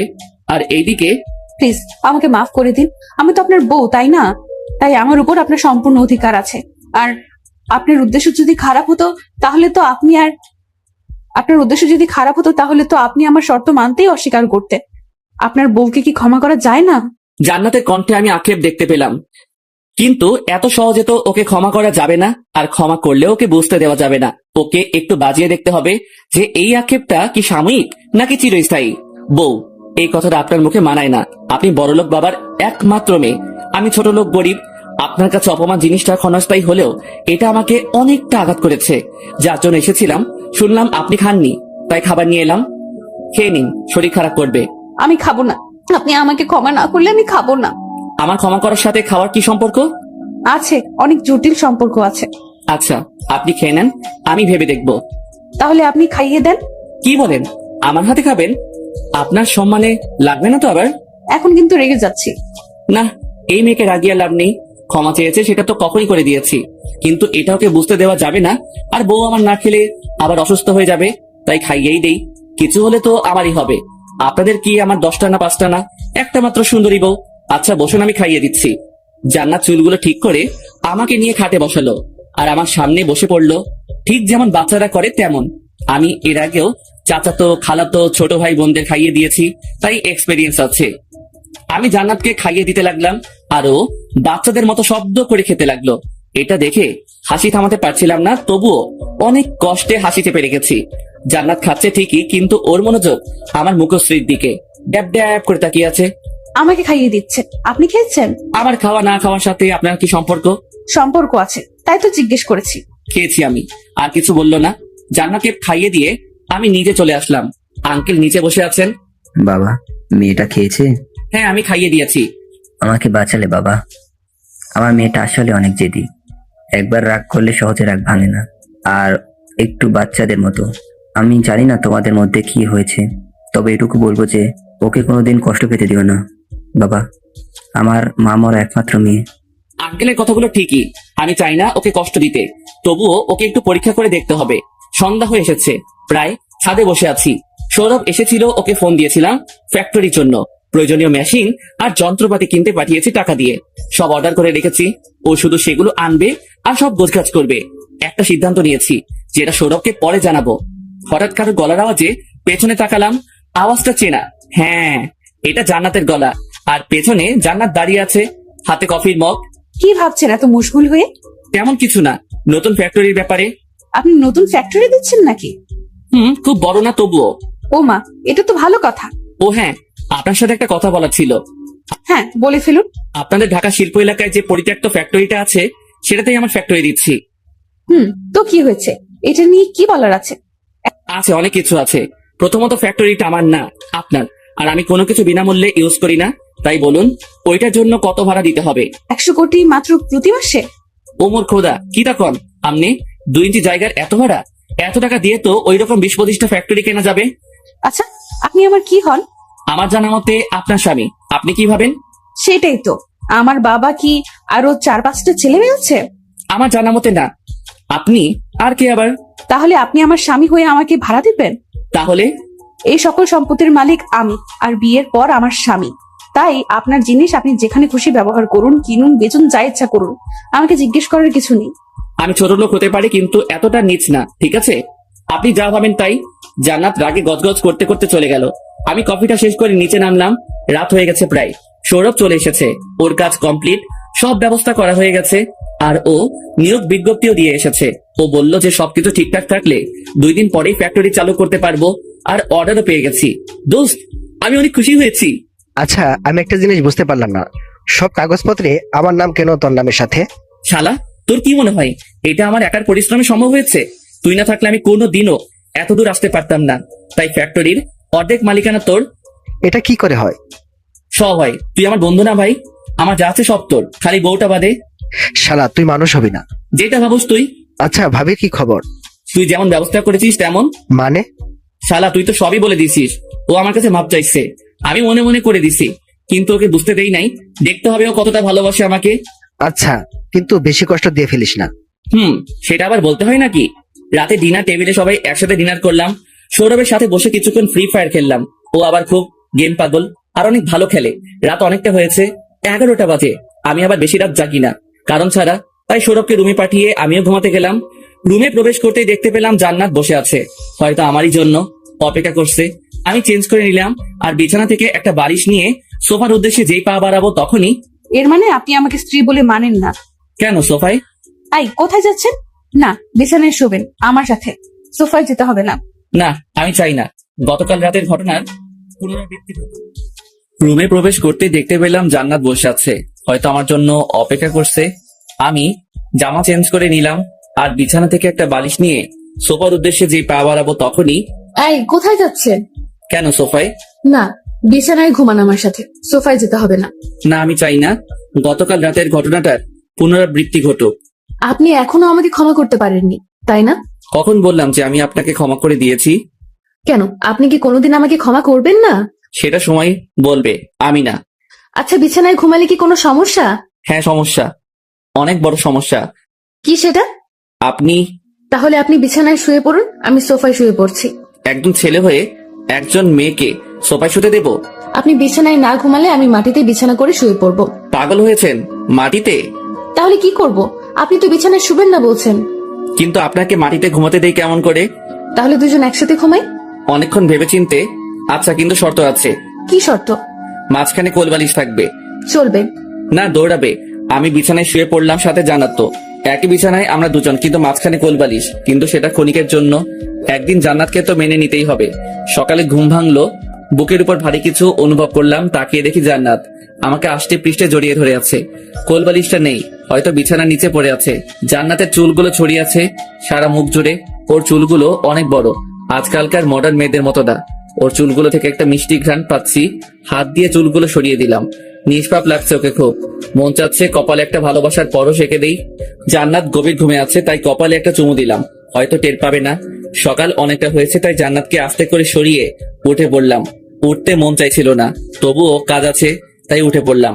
বাইরে গেলাম, বাগানে একটু হাঁটাচলা করলাম। কাজের বুয়া খালাকে চা দিতে বললাম, উনি চা বানিয়ে এনে দিলেন। কফি তেমন একটা ভালো লাগে না, চা খাচ্ছিলাম। সৌরভও এসে হাজির। ও আমার সাথে বসে চা খেতে লাগলো। ফ্যাক্টরিতে যাব, একটু ওর সাথে নাস্তা করে বেরিয়ে পড়লাম। আঙ্কেল বলল যে কি যেন একটা কাজ আছে, যদি পারি তাহলে যেন করি। আমি জিজ্ঞেস করে বললেন যে জান্নাতের খালাতো বোন ইউএসএ থেকে আসছে, ওনাকে আনতে যেতে এয়ারপোর্টে। আমি বললাম যে নিয়ে আসবো, সমস্যা নেই। আঙ্কেল আমাকে ফ্লাইটের টাইম আর সব বলে দিলেন। ফ্যাক্টরিতে সব ঠিকঠাক চলছে, লোক নিয়োগ দেওয়া হয়েছিল, যার ফলে অনেকে ইন্টারভিউ দিয়ে গেছে। মোটমাট 1000 জন লোক হয়েছে, আরো 500 লোক নিয়োগ হবে, যেগুলোর মধ্যে কিছু কিছু উচ্চপদস্থ কর্মকর্তা। তাই সৌরভ আর আমি ইন্টারভিউ গুলো নিচ্ছি। দেখতে দেখতে দুপুর হয়ে গেছে, আর লোক যাদের নিয়োগের কথা ছিল সবারই ইন্টারভিউ নেওয়া হয়েছে। অনেকে বাদ গেছে, আর অনেককেই সিলেক্ট করা হয়েছে। ফ্যাক্টরিটা তেমন বড় না, তবু বড় করতে খুব একটা বেশি সময় লাগবে না যদি মেহনত করতে পারি। ম্যানেজারকে সবটা বুঝিয়ে দিয়ে আমি আর সৌরভ চলে গেলাম এয়ারপোর্টের উদ্দেশ্যে। আঙ্কেল গাড়ি পাঠিয়ে রেখেছেন, 10 মিনিট হলো অপেক্ষা করছি। এর মধ্যে কাঙ্ক্ষিত ফ্লাইটটি ল্যান্ড করলো। আমি আর সৌরভ নামের বোর্ড নিয়ে দাঁড়িয়ে আছি। অনেকক্ষণ হলো দাঁড়িয়ে আছে, কিন্তু কেউ আসছে না এদিকে। হঠাৎ সামনে একটি মেয়ে এসে দাঁড়ালো। স্মার্ট, স্টাইলিশ, বিদেশ থেকে এসেছে, দেখলেই বোঝা যাচ্ছে। এসে আমাদের ইশারা করলো যে আমরা যাকে খুঁজছি সেই। মেয়েটি ব্যাগগুলো রেখে অগ্রসর হচ্ছে। আমাদের মনে হয় ড্রাইভার বা কাজের লোক ভেবেছে। কি রে, ব্যাগগুলো রেখে গেল কেন? আমাদের কি কাজের লোক মনে করছে নাকি? সেটাই হবে হয়তো। কি করবি এখন? এখন একে বাড়িতে নিয়ে যাই, বাকিটা এই নিজেই বুঝে নিবে বাড়িতে পৌঁছানোর পরে। আচ্ছা, মেয়েটা মনে হচ্ছে অহংকারী। বড়লোক বাপের পোলাপান এমনই হয়। কই দোস্ত, আমরা তো অনেক বড় লোক ছিলাম, তুই তো এখনো আছিস, কিন্তু আমরা তো এত অহংকারী ছিলাম না। আমরা কোনোদিন সম্পদের বড়াই করিনি। হাতের 5টা আঙ্গুল কি আর সমান হয়? সবকিছুতেই ভালো মন্দ আছে। এই যে ভকভক করা বাদ দেন, গাড়ি চালান। মেয়েটিকে অর্থাৎ ঈশাকে নিয়ে বাসায় পৌঁছালাম। আসার সময় আমার কোম্পানির সামনে দিয়ে আসছিলাম, তখন আব্বুকে দেখতে পেলাম। অফিসের সামনে অনেকদিন পরে দেখলাম শুকিয়ে গেছে। ট্রাফিক জ্যাম ছিল, তাই অনেকক্ষণ দেখার সুযোগ পেলাম। হঠাৎ মনে হলো আব্বু যেন আমাকে দেখতে পেয়েছে, কিন্তু ততক্ষণ জ্যাম ছুটে গেছে, তাই গাড়ি চালিয়ে চলে আসলাম। বাড়িতে পৌঁছে খালু, আপনার ড্রাইভার গুলো তো অনেক হ্যান্ডসাম। আজকাল এমন ড্রাইভার পাওয়া যায় নাকি? আঙ্কেল জান্নাত লাঞ্চ করতেছিল। ঈশার কথা শুনে দুজনেই ঈশার দিকে অগ্নি দৃষ্টিতে তাকিয়ে রইলাম। কি হলো, কি বললাম খালু? এভাবে দেখছেন কেন? আর জান্নাত আপু, তুইও এভাবে দেখছিস কেন? যেন চোখ দিয়ে খেয়ে ফেলবি। তুই জানিস কাকে ড্রাইভার বলেছিস? কাকে আবার ড্রাইভার? কি ড্রাইভার বলেছি? ও ড্রাইভার না, আমার হাজবেন্ড, তোর দুলাভাই। আর সাথে একটা সৌরভ, তোর দুলাভাইয়ের বেস্ট ফ্রেন্ড। তোর সাহস কি করে হয় আমার হাজবেন্ডকে ড্রাইভার বলার? কি বলছিস? কি বিশ্বাস হচ্ছে না? আমি তো জানতাম তোর বিয়ে হয়েছে, কিন্তু তোর হাজবেন্ড তো উনি না। আমি তো আরেকজনের ফটো দেখেছিলাম। ওই ছেলে 1 নম্বরের চিটিং বাজ, ওর সাথে কথা বলিস না। জান্নাত ঈশাকে সবটা বলল, কিভাবে ওর সাথে আমার বিয়ে হয়। সবটা শুনে ঈশা চমকে গেল, আমাদের দিকে এমন করে তাকালো যেন এলিয়েন। কোনো ব্যাপার না, আপনি ভুল বুঝতে পেরেছেন, এটাই অনেক। আর কেউ যদি কোনো কিছু না জেনে করে, তাহলে সেটাকে ভুল হিসেবে ধরা যায় না। আর কারো ভবিষ্যতে কারোর ব্যাপারে কমেন্ট করার আগে একটু যাচাই করে নিবেন, তাহলেই হবে। Yes boss. আপনি কি আর্মি নাকি? আপনি তো বলে দিলেন আমি কি। আসলে আপনি আর্মি? ও সেনাবাহিনীর কর্নেল। ওমা, কি তা কোন? তাহলে বিদেশি কেন? ট্রিটমেন্টের জন্য। ও আচ্ছা। এখন সুস্থ হয়েছেন? জি। আচ্ছা, তাহলে রেস্ট নিন, অনেকটা পথ জার্নি করে এসেছেন। ধন্যবাদ। আরে কি বলিস তুই এগুলো আপু? যা সত্য তাই বললাম। তোর হিংসা হয় নাকি? আমার আবার হিংসা হচ্ছে কোথায়? তোর চেহারা দেখলেই বোঝা যাইতেছে। আচ্ছা, আমি হিংসা করি? এখন চল উপরে চল, তোর দুলাভাইকে খাবার দিয়ে আসি। জান্নাত খাবার বেড়ে দিয়ে গেল, খেয়ে নিলাম। বিকেলে ঈশার সাথে জমিয়ে গল্প করলাম। মেয়েটাকে যতটুকু অহংকারী ভেবেছিলাম তার উল্টা খুব মিশুক, কিন্তু আর্মি অফিসার। চেহারা দেখলে মনে হয় খুব গম্ভীর। রাতে সবাই মিলে বসে বসে লুডো খেলছিলাম, তখনই সৌরভের ফোনে কল আসে। সৌরভের ফোন দিয়ে খেলছিলাম, তাই স্পষ্ট নাম্বারটা ভেসে উঠলো, আন্টি দিয়ে সেভ করা। সৌরভ মোবাইল নিয়ে একটু দূরে সরে গেল। হ্যালো, আসসালামু আলাইকুম। ওয়ালাইকুম আসসালাম। কেমন আছিস? জি আন্টি, ভালো আছেন? এই তো বাবা।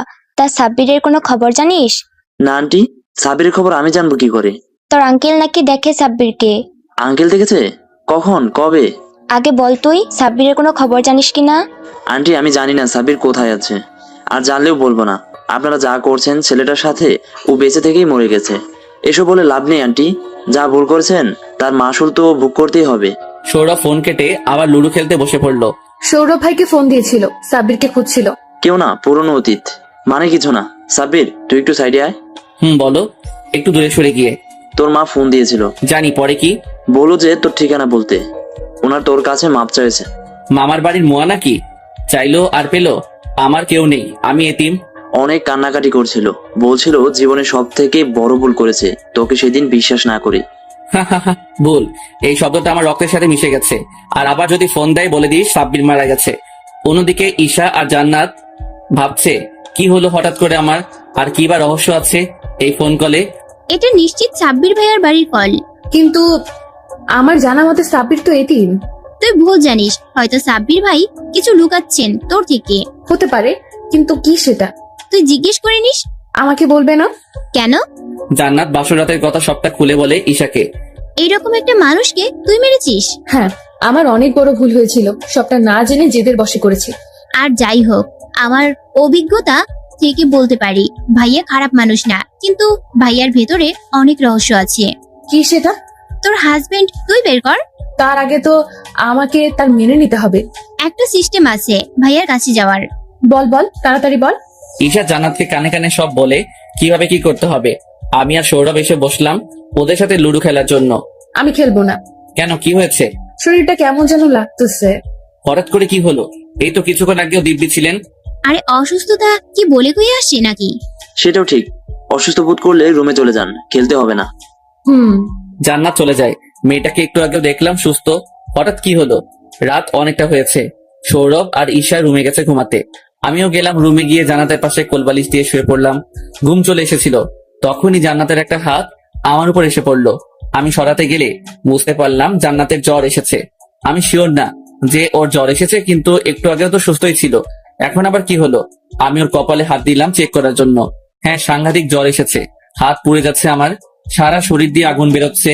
এখন কি করব আমি? ওই দিন রাতে সব কথা মনে পড়ে গেল, কিন্তু ওকে এভাবে ফেলে রাখতেও তো পারি না। তাই ভাবলাম যা হবার হবে, আগে ওর সুস্থ হওয়া দরকার। তাই জান্নাতকে আগের দিনের মতো ট্রিটমেন্ট করতে লাগলাম, কিন্তু জ্বর কমছে না। তাই ভাবতে লাগলাম কি করব, ডাক্তার ডাকবো? রাত তো অনেকটা হয়েছে, ডাক্তারই বা পাবো কোথায় এখন? জান্নাত হঠাৎ অস্পষ্ট স্বরে কিছু বলতে চাইছে। কিছু বলবে? জান্নাত হাতের ইশারায় ডাকলো, বলো। তোমার জ্বর আসলো কিভাবে সেটাই তো বুঝতে পারছি না। জান্নাত আমার পোলো টি শার্টের কলার ধরে টান দিল। আমি জান্নাতের উপরে পড়লাম, ওর ঠোঁটের উপর আমার ঠোঁট। ওর নিঃশ্বাস অনেক গরম হয়ে আছে, জ্বরের কারণে এমনটা হয়েছে। জান্নাতের আধো আধো খোলা চোখ আমার চোখের দিকে তাকিয়ে আছে। সাব্বির প্লিজ আমাকে ক্ষমা করে দাও, আমি হয়তো আর বাঁচবো না, তাই প্লিজ আমার প্রতি আর রাগ করে থেকো না, আমাকে তোমার স্ত্রীর অধিকার দাও। কি বলবো বুঝতে পারছি না। জান্নাত আমার কাছে ক্ষমা চাইছে, এগুলো হয়তো জ্বরের ঘরে বলছে। আরে আপনি জ্বরের ঘরে কি বলছেন এসব? আমি যা বলছি মন থেকেই বলছি। জান্নাতের গরম নিঃশ্বাস আমাকে পাগল করে দিচ্ছে। আর যতই হোক আমি একজন পুরুষ। জান্নাত আমাকে কাছে টেনে নিল, আরো কাছে, অনেক কাছে। ওর ঠোঁট আমার ঠোঁটে ক্রমাগত ভালোবাসা খুঁজে যাচ্ছে। আমি আর নিজেকে কন্ট্রোলে রাখতে পারলাম না, নিজেকে ওর কাছে সঁপে দিলাম। বাকিটা ইতিহাস। আর আমি সায়েন্সের ছাত্র, তাই ইতিহাস খুব একটা ভালো ব্যাখ্যা করতে পারি না, তাই বাকিটা ইমাজিন করে নেন। অতঃপর সকালে ঘুম ভাঙলো, কানে পানি অনুভব করলাম, মনে হচ্ছে কানে পানি প্রবেশ করছে, কিন্তু বিছানায় পানি আসবে কি করে? ও শিট, কালকে রাতের কথা মনে পড়ে গেল। আমি এটা কিভাবে পারলাম? জান্নাতের অসুস্থতায় মেয়েটা আমাকে কতটা নীচ ও খারাপ ভাবে। ছি ছি, এটা কিভাবে পারলি তুই সাব্বির? নিজে নিজেকে বললাম। বিছানার পাশে তাকিয়ে দেখলাম জান্নাত দাঁড়িয়ে আছে, চুল ঝাড়ছে, হয়তো মাত্র গোসল করে এসেছে। আমাকে জান্নাতের কাছে ক্ষমা চাইতে হবে। ও কি আমাকে ক্ষমা করবে? জান্নাত দেখুন, কালকে রাতে যা হয়েছে সবটা আমার অনিচ্ছায়, আমি নিজেকে কন্ট্রোল করতে পারিনি। আমি কিভাবে পারলাম এটা করতে? প্লিজ আমাকে ক্ষমা করে দাও। আমি আজ থেকে সোফায় শোবো, না হলে আবার সমস্যা হবে। এসব জান্নাত খুব মন দিয়ে শুনছিল, ওর মনে কি চলছে জানি না। মুখটা অনেক গম্ভীর করে রেখেছে। জান্নাত আমার কাছে আসলো, হয়তো লাথি উষ্টা চট থাপ্পড় দিবে, তাই চোখ বন্ধ করে নিলাম, এটাই আমার প্রাপ্য। কিন্তু কিছু সময় অতিক্রান্ত হওয়ার পরেও কিছু অনুভব করলাম না, কিন্তু কারোর চাপা হাসির আওয়াজ পাচ্ছি। চোখ খুলে দেখলাম জান্নাত মুখে হাত দিয়ে হাসছে। আমার তাকানোতে এবার জোরে জোরে শব্দ করে হাসতে লাগলো। না। এই কি ব্যাপার, আপনি হাসছেন কেন? পাগল হয়ে গেছেন নাকি? বাট আপনি একটা পাগল। কিভাবে? আরে নিজের স্ত্রীর সাথে আপনি যা খুশি করেছেন, এতে আবার ক্ষমা চাওয়ার কি আছে? আর স্বামী হিসেবে আপনি এক রাত কেন 1000 রাত্রি আমাকে ভালোবাসতে পারেন, এতে দোষের কি আছে? কি বলবো বুঝতে পারছি না। আমি যা ভেবেছিলাম তার উল্টোটা ঘটেছে। আপনার মাথা ঠিক আছে নাকি এখনো জ্বরের ঘরে আছেন? আমি এখনো ঠিক আছি, আর গতকাল রাতেও ছিলাম। মানে গতকাল রাতে ঠিক ছিলেন মানে? ইয়ে মানে হয়েছে কি, গতকাল রাত্রের সবটা সাজানো ছিল, নাটক ছিল। নাটক হয় কিভাবে? আপনার তো জ্বর ছিল, সেটা কি মিথ্যা? জ্বরটা তৈরি করা হয়েছিল পেঁয়াজের কারিশমায়। ও মাই খোদা, মানে আপনি? হ্যাঁ, এই সবটা আমাকে শিখিয়েছে ঈশাজি। ও তলে তলে এত কিছু, তলে তলে সিএনজি চলে আর আমি চালালেই হরতাল। এই আপনার এইসব কথা বাদ দেন, মাথার উপর দিয়ে যায়। যা হবার হয়েছে, বেশ হয়েছে। তাহলে আবার হয়ে যাক বলে একটা দুষ্টু হাসি দিলাম। আপনি তো সেই অ্যাডভান্স লেভেলের। আপনার তুলনায় কমই আছি। May I doing in the কামরা? আমি আর জান্নাত নিজেকে ঠিক করে নিলাম। দরজার বাইরে থেকে ঈশা আওয়াজ দিচ্ছে। না, আজ থেকেই মানা করেছে। ঈশা রুমে আসলো আর সবটা বলল ওর প্ল্যানের ব্যাপারে। অনেকক্ষণ আড্ডা দিলাম আমরা, সাথে সৌরভ ছিল। সকালে নাস্তা করে বের হলাম বাড়ি থেকে। নাস্তাটা জান্নাত নিজের হাতে বানিয়েছিল। খুব একটা খারাপ হয়নি রান্নাগুলো, কিন্তু রুটিগুলো দেখতে এক একটা এক এক দেশের মানচিত্রের মনে হচ্ছিল। ফ্যাক্টরিতে অনেক কাজ পড়ে আছে, আজ কয়েকজনের নিয়োগ আছে, প্লাস কাল থেকে ফ্যাক্টরি চালু হবে। কয়েকজন ক্যান্ডিডেট আসলো, মোটামুটি সবাই উচ্চশিক্ষিত প্লাস দক্ষ। হঠাৎ একজন রুমে প্রবেশ করলো। আপনারা কি ভাবছেন কে সে? সে হলো আমার চাচাতো ভাই অনিক, যার জন্য আমি বাড়ি থেকে বিতাড়িত। আমি প্রথমে একটু অবাক হলাম, একটু না অনেকটাই, কারণ অনিকদের তো অনেক বড় ব্যবসা আছে। তাহলে অনিক কেন চাকরির জন্য এসেছে? অনিকও আমাকে দেখে অবাক হয়েছে। কে কার ভাই, সম্মান দিয়ে কথা বলুন। আমি আপনার ভাই না, এই ফ্যাক্টরির মালিক আপনার স্যার। অনিকের ইন্টারভিউ নেওয়া হলো, সবাইকে বাইরে ওয়েট করতে বলা হয়েছে। সৌরভ আর আমি কথা বলছি ওদের ব্যাপারে, যে কাকে নেওয়া যায় কাকে না। সৌরভ বলল অনিকে তো কোনো মতেই নেওয়া যাবে না। আমি ওর কথায় সায় দিলাম, কারণ এরকম একজন চরিত্রহীন বহুরূপী সবার জন্য বিপজ্জনক। বাসায় আসার সময় গাড়িতে বসে আছি, একটু ফেসবুকে ঢুকলাম। অনেকদিন ঢোকা হয় না, একটা মেসেজ দেখতে পেলাম, মা পাঠিয়েছে। মা নামক শব্দটা ইদানিং আমার কাছে অনেক হাস্যকর মনে হয়। বাবা আমাকে ক্ষমা করে দেয়, আমি অনেক বড় ভুল করে ফেলেছি, বাড়ি ফিরে আয়, সবাই তোর অপেক্ষায় আছে। মেসেজটি দেখে চোখে পানি চলে এলো আর খুব হাসি পেল। এখন সবটা ক্লিয়ার সবার কাছে, তাই আমাকে ডাকছে। আমার দোষ না থাকায় আমি আমার নিজের বাড়িতেই আমন্ত্রণ পাচ্ছি, কিন্তু কেউ আমার উপর বিশ্বাস করতে পারিনি, বিশেষ করে মা। সেটা আমাকে অনেক কষ্ট দিয়েছে, আর তাদের আমি কোনোদিনই ক্ষমা করতে পারবো না। দেখুক না কেমন লাগে, যন্ত্রণা কাকে বলে অনুভব করুক। আমি রিপ্লাই দিলাম, সাবির মারা গেছে, যে বেঁচে আছে তার মনে ক্ষমা নামক কোনো অনুভূতি নেই। পাশান সে।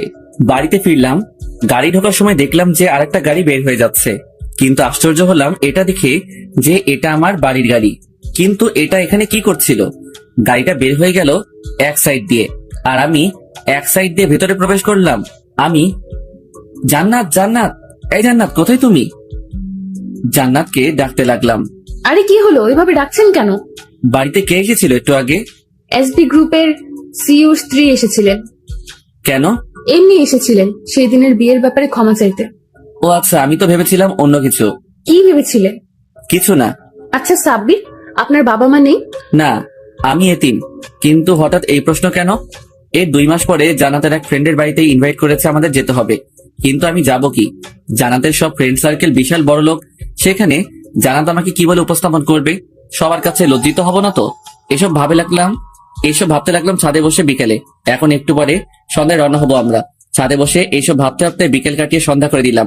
জান্নাত আর আমি গাড়িতে বসে আছি, এখন জান্নাতের ফ্রেন্ডের বাসায় যাচ্ছি। আমি যেতে চাইছিলাম না, কিন্তু জান্নাতের জেদের কাছে হার মানতে হলো। আমাদের সাথে সৌরভ আর হাফসা এলো। হাফসার ফ্রেন্ডের বড় আপুই জান্নাতের ফ্রেন্ড, তাই হাফসাও ইনভাইটেড। ও আপনাদের একটা কথা বলতে ভুলে গেছি, যে এই কয়দিনে হাফসার সাথে সৌরভের ভালো একটা সম্পর্ক তৈরি হয়েছে। প্রেম ভালোবাসা বলা যেতে পারে। গাড়ি চলছে তো চলছেই, আমার কেমন যেন একটা দমবন্ধ ফিল হচ্ছে। আগেও এরকম হয়েছে আমার সাথে, যখন আমি খুব বেশি নার্ভাস ফিল করি তখন। গেট দিয়ে গাড়ি ঢুকছে, বিশাল বাড়ি। আমাদের বাড়ি থেকে একটু ছোট, তবুও ভালোই। অনেক ডেকোরেশন করা হয়েছে সারা বাড়ি জুড়ে, গেট সহ সাজানো হয়েছে। কেউ দেখলে ভাববে হয়তো বিয়ে বাড়ি। জান্নাতের সাথে আমি নামলাম গাড়ি থেকে, ভেতরে গেলাম। সৌরভ আর হাফসাও গেল। জান্নাতের পরনে একটা দামি লেহেঙ্গা, আর আমার পরনে সাদা শার্ট আর কালো প্যান্ট, অফিস লুকের মতো। যেহেতু এটা একজনের বার্থডে আর সব বড় বড় লোকেরা আসবে, তাই সবাই স্যুট বুট পরেই আসবে। জান্নাত ভেতরে গেল, সাথে আমিও। জান্নাতকে ওর ফ্রেন্ডের সাথে কথা বলতে দেখলাম। আমি চাইছিলাম না ওর ফ্রেন্ডের সাথে দেখা করতে, কারণ সবার সামনে হয়তো জান্নাত অপমানিত হবে, আর আমি চাই না জান্নাত অপমানিত হোক বা কোনো দুঃখ পাক। আমার আসল পরিচয় জানলে হয়তো এতক্ষণে সবাই আমাকে ঘিরে ধরতো। শহরের সবচেয়ে বড় লোক, কয়েকটা দেশের সর্বোচ্চ ধনীদের তালিকায় আমার নাম আছে। ছোটবেলাতেই আমার নাম ছবি ম্যাগাজিনের পাতায় প্রকাশিত হয়েছিল। আর এখানে যারা আছে বড়লোক আমার তুলনায় পয়সা করি মাত্র, কিন্তু আমার পরিচয় আমি দেব না। তাদের পরিচয় দেব যারা আমাকে অস্বীকার করে তাদের। জান্নাতকে এড়িয়ে চলে যাচ্ছিলাম, তখনই ঘটলো বিপত্তি। এক মহিলার সাথে ধাক্কা খেলাম। ওনার হাতে ড্রিঙ্কসটা ওনার জামায় লেগে গেছে। ধাক্কাটা উনি আমার সাথে খেয়েছেন, তবুও সরি বললাম। সরি, আসলে কি দেখে কি হয়ে গেল বুঝতে পারলাম না। আরে জামাই দাগ লাগিয়ে এখন সরি বলছেন? How dare you! আরে আরে, আপনি রাগ করছেন কেন? ভুলটা কিন্তু আপনার। তবুও আমি সরি বললাম। জান্নাত দূর থেকে ব্যাপারটা লক্ষ্য করেছে এবং দ্রুত আমার কাছে চলে এলো। কি হয়েছে এখানে? আরে জান্নাত, তুমি এখানে কখন এলে? এই তো আন্টি কিছুক্ষণ আগে। তো তোমার হাজবেন্ড আসেননি সাথে? হ্যাঁ এসেছে তো, আপনার সামনেই দাঁড়িয়ে আছে। জান্নাত আমাকে ওনার সাথে পরিচয় করিয়ে দিল। উনি হচ্ছেন ওর ফ্রেন্ডের আম্মু, যার বার্থডে তার মা। ও, তাহলে তুমি জান্নাতের হাজবেন্ড? জি আন্টি। আমাদের কথাবার্তায় জান্নাতের আরো কয়েকজন ফ্রেন্ড আমাদের সাথে যোগ দিল। সবাই কথা বলছে, সবার সাথে পরিচিত হচ্ছে। পর্যায়ক্রমে এখন আমার পালা। এখানে যারা আছে সবাই বিশিষ্ট ব্যবসায়ী, নামি দামি লোক। সেই তুলনায় আমি ছোট একটি ফ্যাক্টরির মালিক।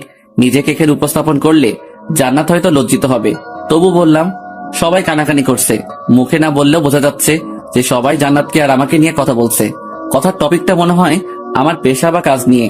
আর এদিকে জান্নাতের চেহারার দিকে তাকাতে পারছি না আমি। মেয়েটা সবার কথায় লজ্জা পাচ্ছে। আমার ফোনে তখন একটা ফোন এলো। রিসিভ করার পর যা শুনলাম তার জন্য আমি মোটেও প্রস্তুত ছিলাম না। যা শুনলাম সেটা শুনে আমার পায়ের তলা থেকে মাটি সরে গেল। এইদিকে জান্নাত আর বান্ধবীদের কাছে আমাকে নিয়ে নানান কথা শুনছে, আর অন্যদিকে না, আমি আর এগুলো নিতে পারছি না। সব অভিমান ভুলে আমি পাড়ি জমালাম বাড়ির উদ্দেশ্যে। গাড়িতে বসে আছি আমি, গাড়ি ছুটছে বাড়ির উদ্দেশ্যে। চোখের পানি অঝরে ঝরছে, আমি কাঁদছি। আসার সময় আমার অবস্থা দেখে জান্নাত জিজ্ঞেস করেছিল যে কি হয়েছে, কিন্তু আমি কিছু বলতে পারিনি। কি বলতাম? আমার যে মা স্ট্রোক করেছে, কিন্তু কিভাবে আমি তোকে এতিম বলে পরিচয় দিয়েছিলাম। তাই এ কথা শুনলে ও অনেক অবাক হতো। জান্নাতকে বলেছি কিছু হয়নি, আমি একটু আসছি, পার্টি শেষ হওয়ার আগে চলে আসবো। এসব ভাবতে ভাবতে গাড়ি যে কখন বাড়ির সামনে এসে পড়েছে বুঝতে পারিনি। গাড়ি থেকে নেমে বাড়িতে ঢুকলাম। অনেকদিন ধরে এসেছি, তাই সবকিছু একটু নতুন নতুন লাগছে। দারোয়ান সালাম দিল। বাড়ির বাইরে অনেক লোক, আমাদের পরিচিত অনেকে। আমি ভেতরে গেলাম। মূল দরজা দিয়ে ঢুকতেই আমি দেখতে পেলাম যে বাড়ির সবাই ডাইনিং স্পেসে বসে আছে। আমাকে দেখে সবাই অবাক হয়েছে। কেউ হয়তো ভাবতেও পারিনি আমি আসবো। আব্বু আমাকে দেখে চোখের পানি ছেড়ে দিলেন, আর বাকিরা আমাকে দেখে নীরবে অনুতাপ করছে। খালা, খালু আর চাচা চাচি এখানে উপস্থিত আছেন, কিন্তু ওনারা আমার চোখের দিকে তাকানোর সাহস পাচ্ছে না। কিভাবে তাকাবে? কোন মুখে? ওনারা সেই অধিকার অনেক আগে হারিয়েছেন। আব্বু এসে আমাকে জড়িয়ে ধরে কান্না করে দিলেন, হাউমাউ করে কাঁদছেন। এরকমটা হবে ভাবিনি, কারণ আমি কোনোদিন বাবাকে কাঁদতে দেখিনি। বাবা, তুই কই ছিলি এতদিন? কত খুঁজেছি তোকে আমি আর তোর মা। জানিস কত রাত ঘুমাতে পারিনি, বুকের ভিতর কষ্টের বোঝা নিয়ে ঘুরে বেরিয়েছি। আপনারা কোন স্বার্থে আমাকে নিজেদের সন্তান দাবি করেন? যখন বাড়ি থেকে অপমানিত করে বের করে দিয়েছিলেন তখন মনে পড়েনি যে আমি আপনাদের সন্তান? আর আপনারা কিভাবে এত বড় একটা পাপের বোঝা আমার ঘাড়ে চাপিয়ে দিলেন? আপনারা কি আমি চিনতেন না? না আমি অপরিচিত বাইরের কেউ? বাবা, আমি তো তখন ছিলাম না। তুই তো জানিস যে আমরা আজ পর্যন্ত কারোর সামনে মাথা নত করিনি, কিন্তু ওই দিনের পরিস্থিতি আর সবটাই তোর মাকে বাধ্য করেছিল সবটা করতে। আর তোর মা তো এসব মন থেকে কিছুই বলেনি, যা বলেছে জেদের বসে। এই জন্যই তো আমাকে মেরে ফেলতে চাইছিলেন, তাই না? মানে?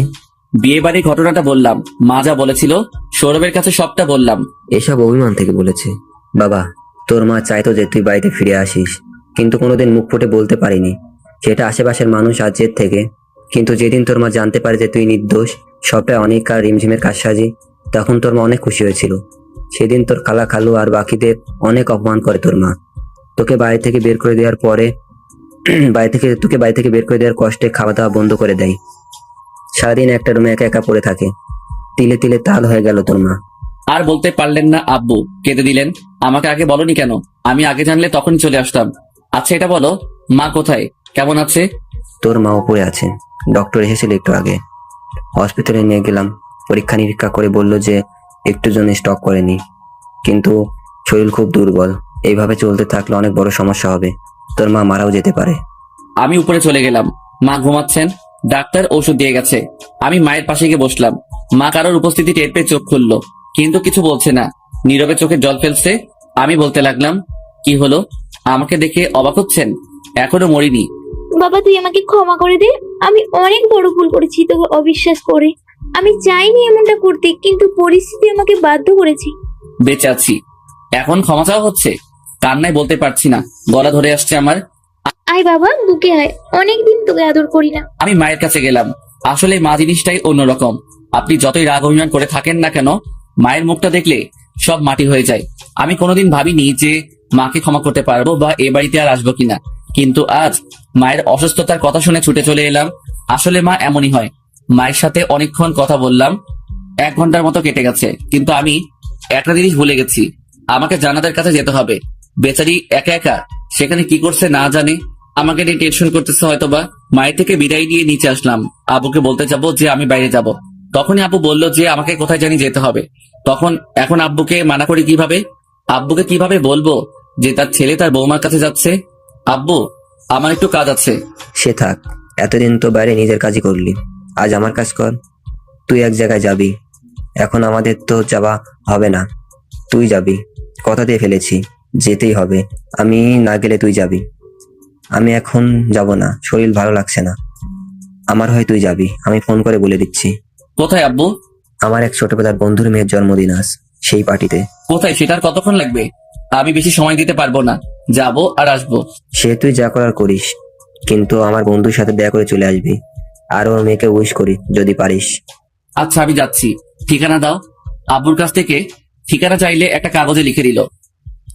আমি বেরিয়ে যাচ্ছিলাম, তখনই আব্বু ডাক দিল, এই ছেলে, এদিকে আয়। কেন আবার কি হলো? কোথায় যাচ্ছিস? তুমি যেখানে পাঠাচ্ছ সেখানে। নিজের পোশাক দেখেছিস? আমার ছেলে হয়ে এই পোশাকে যাবে সেখানে? আরে তাড়াহুড়োই ভুলে গেছি।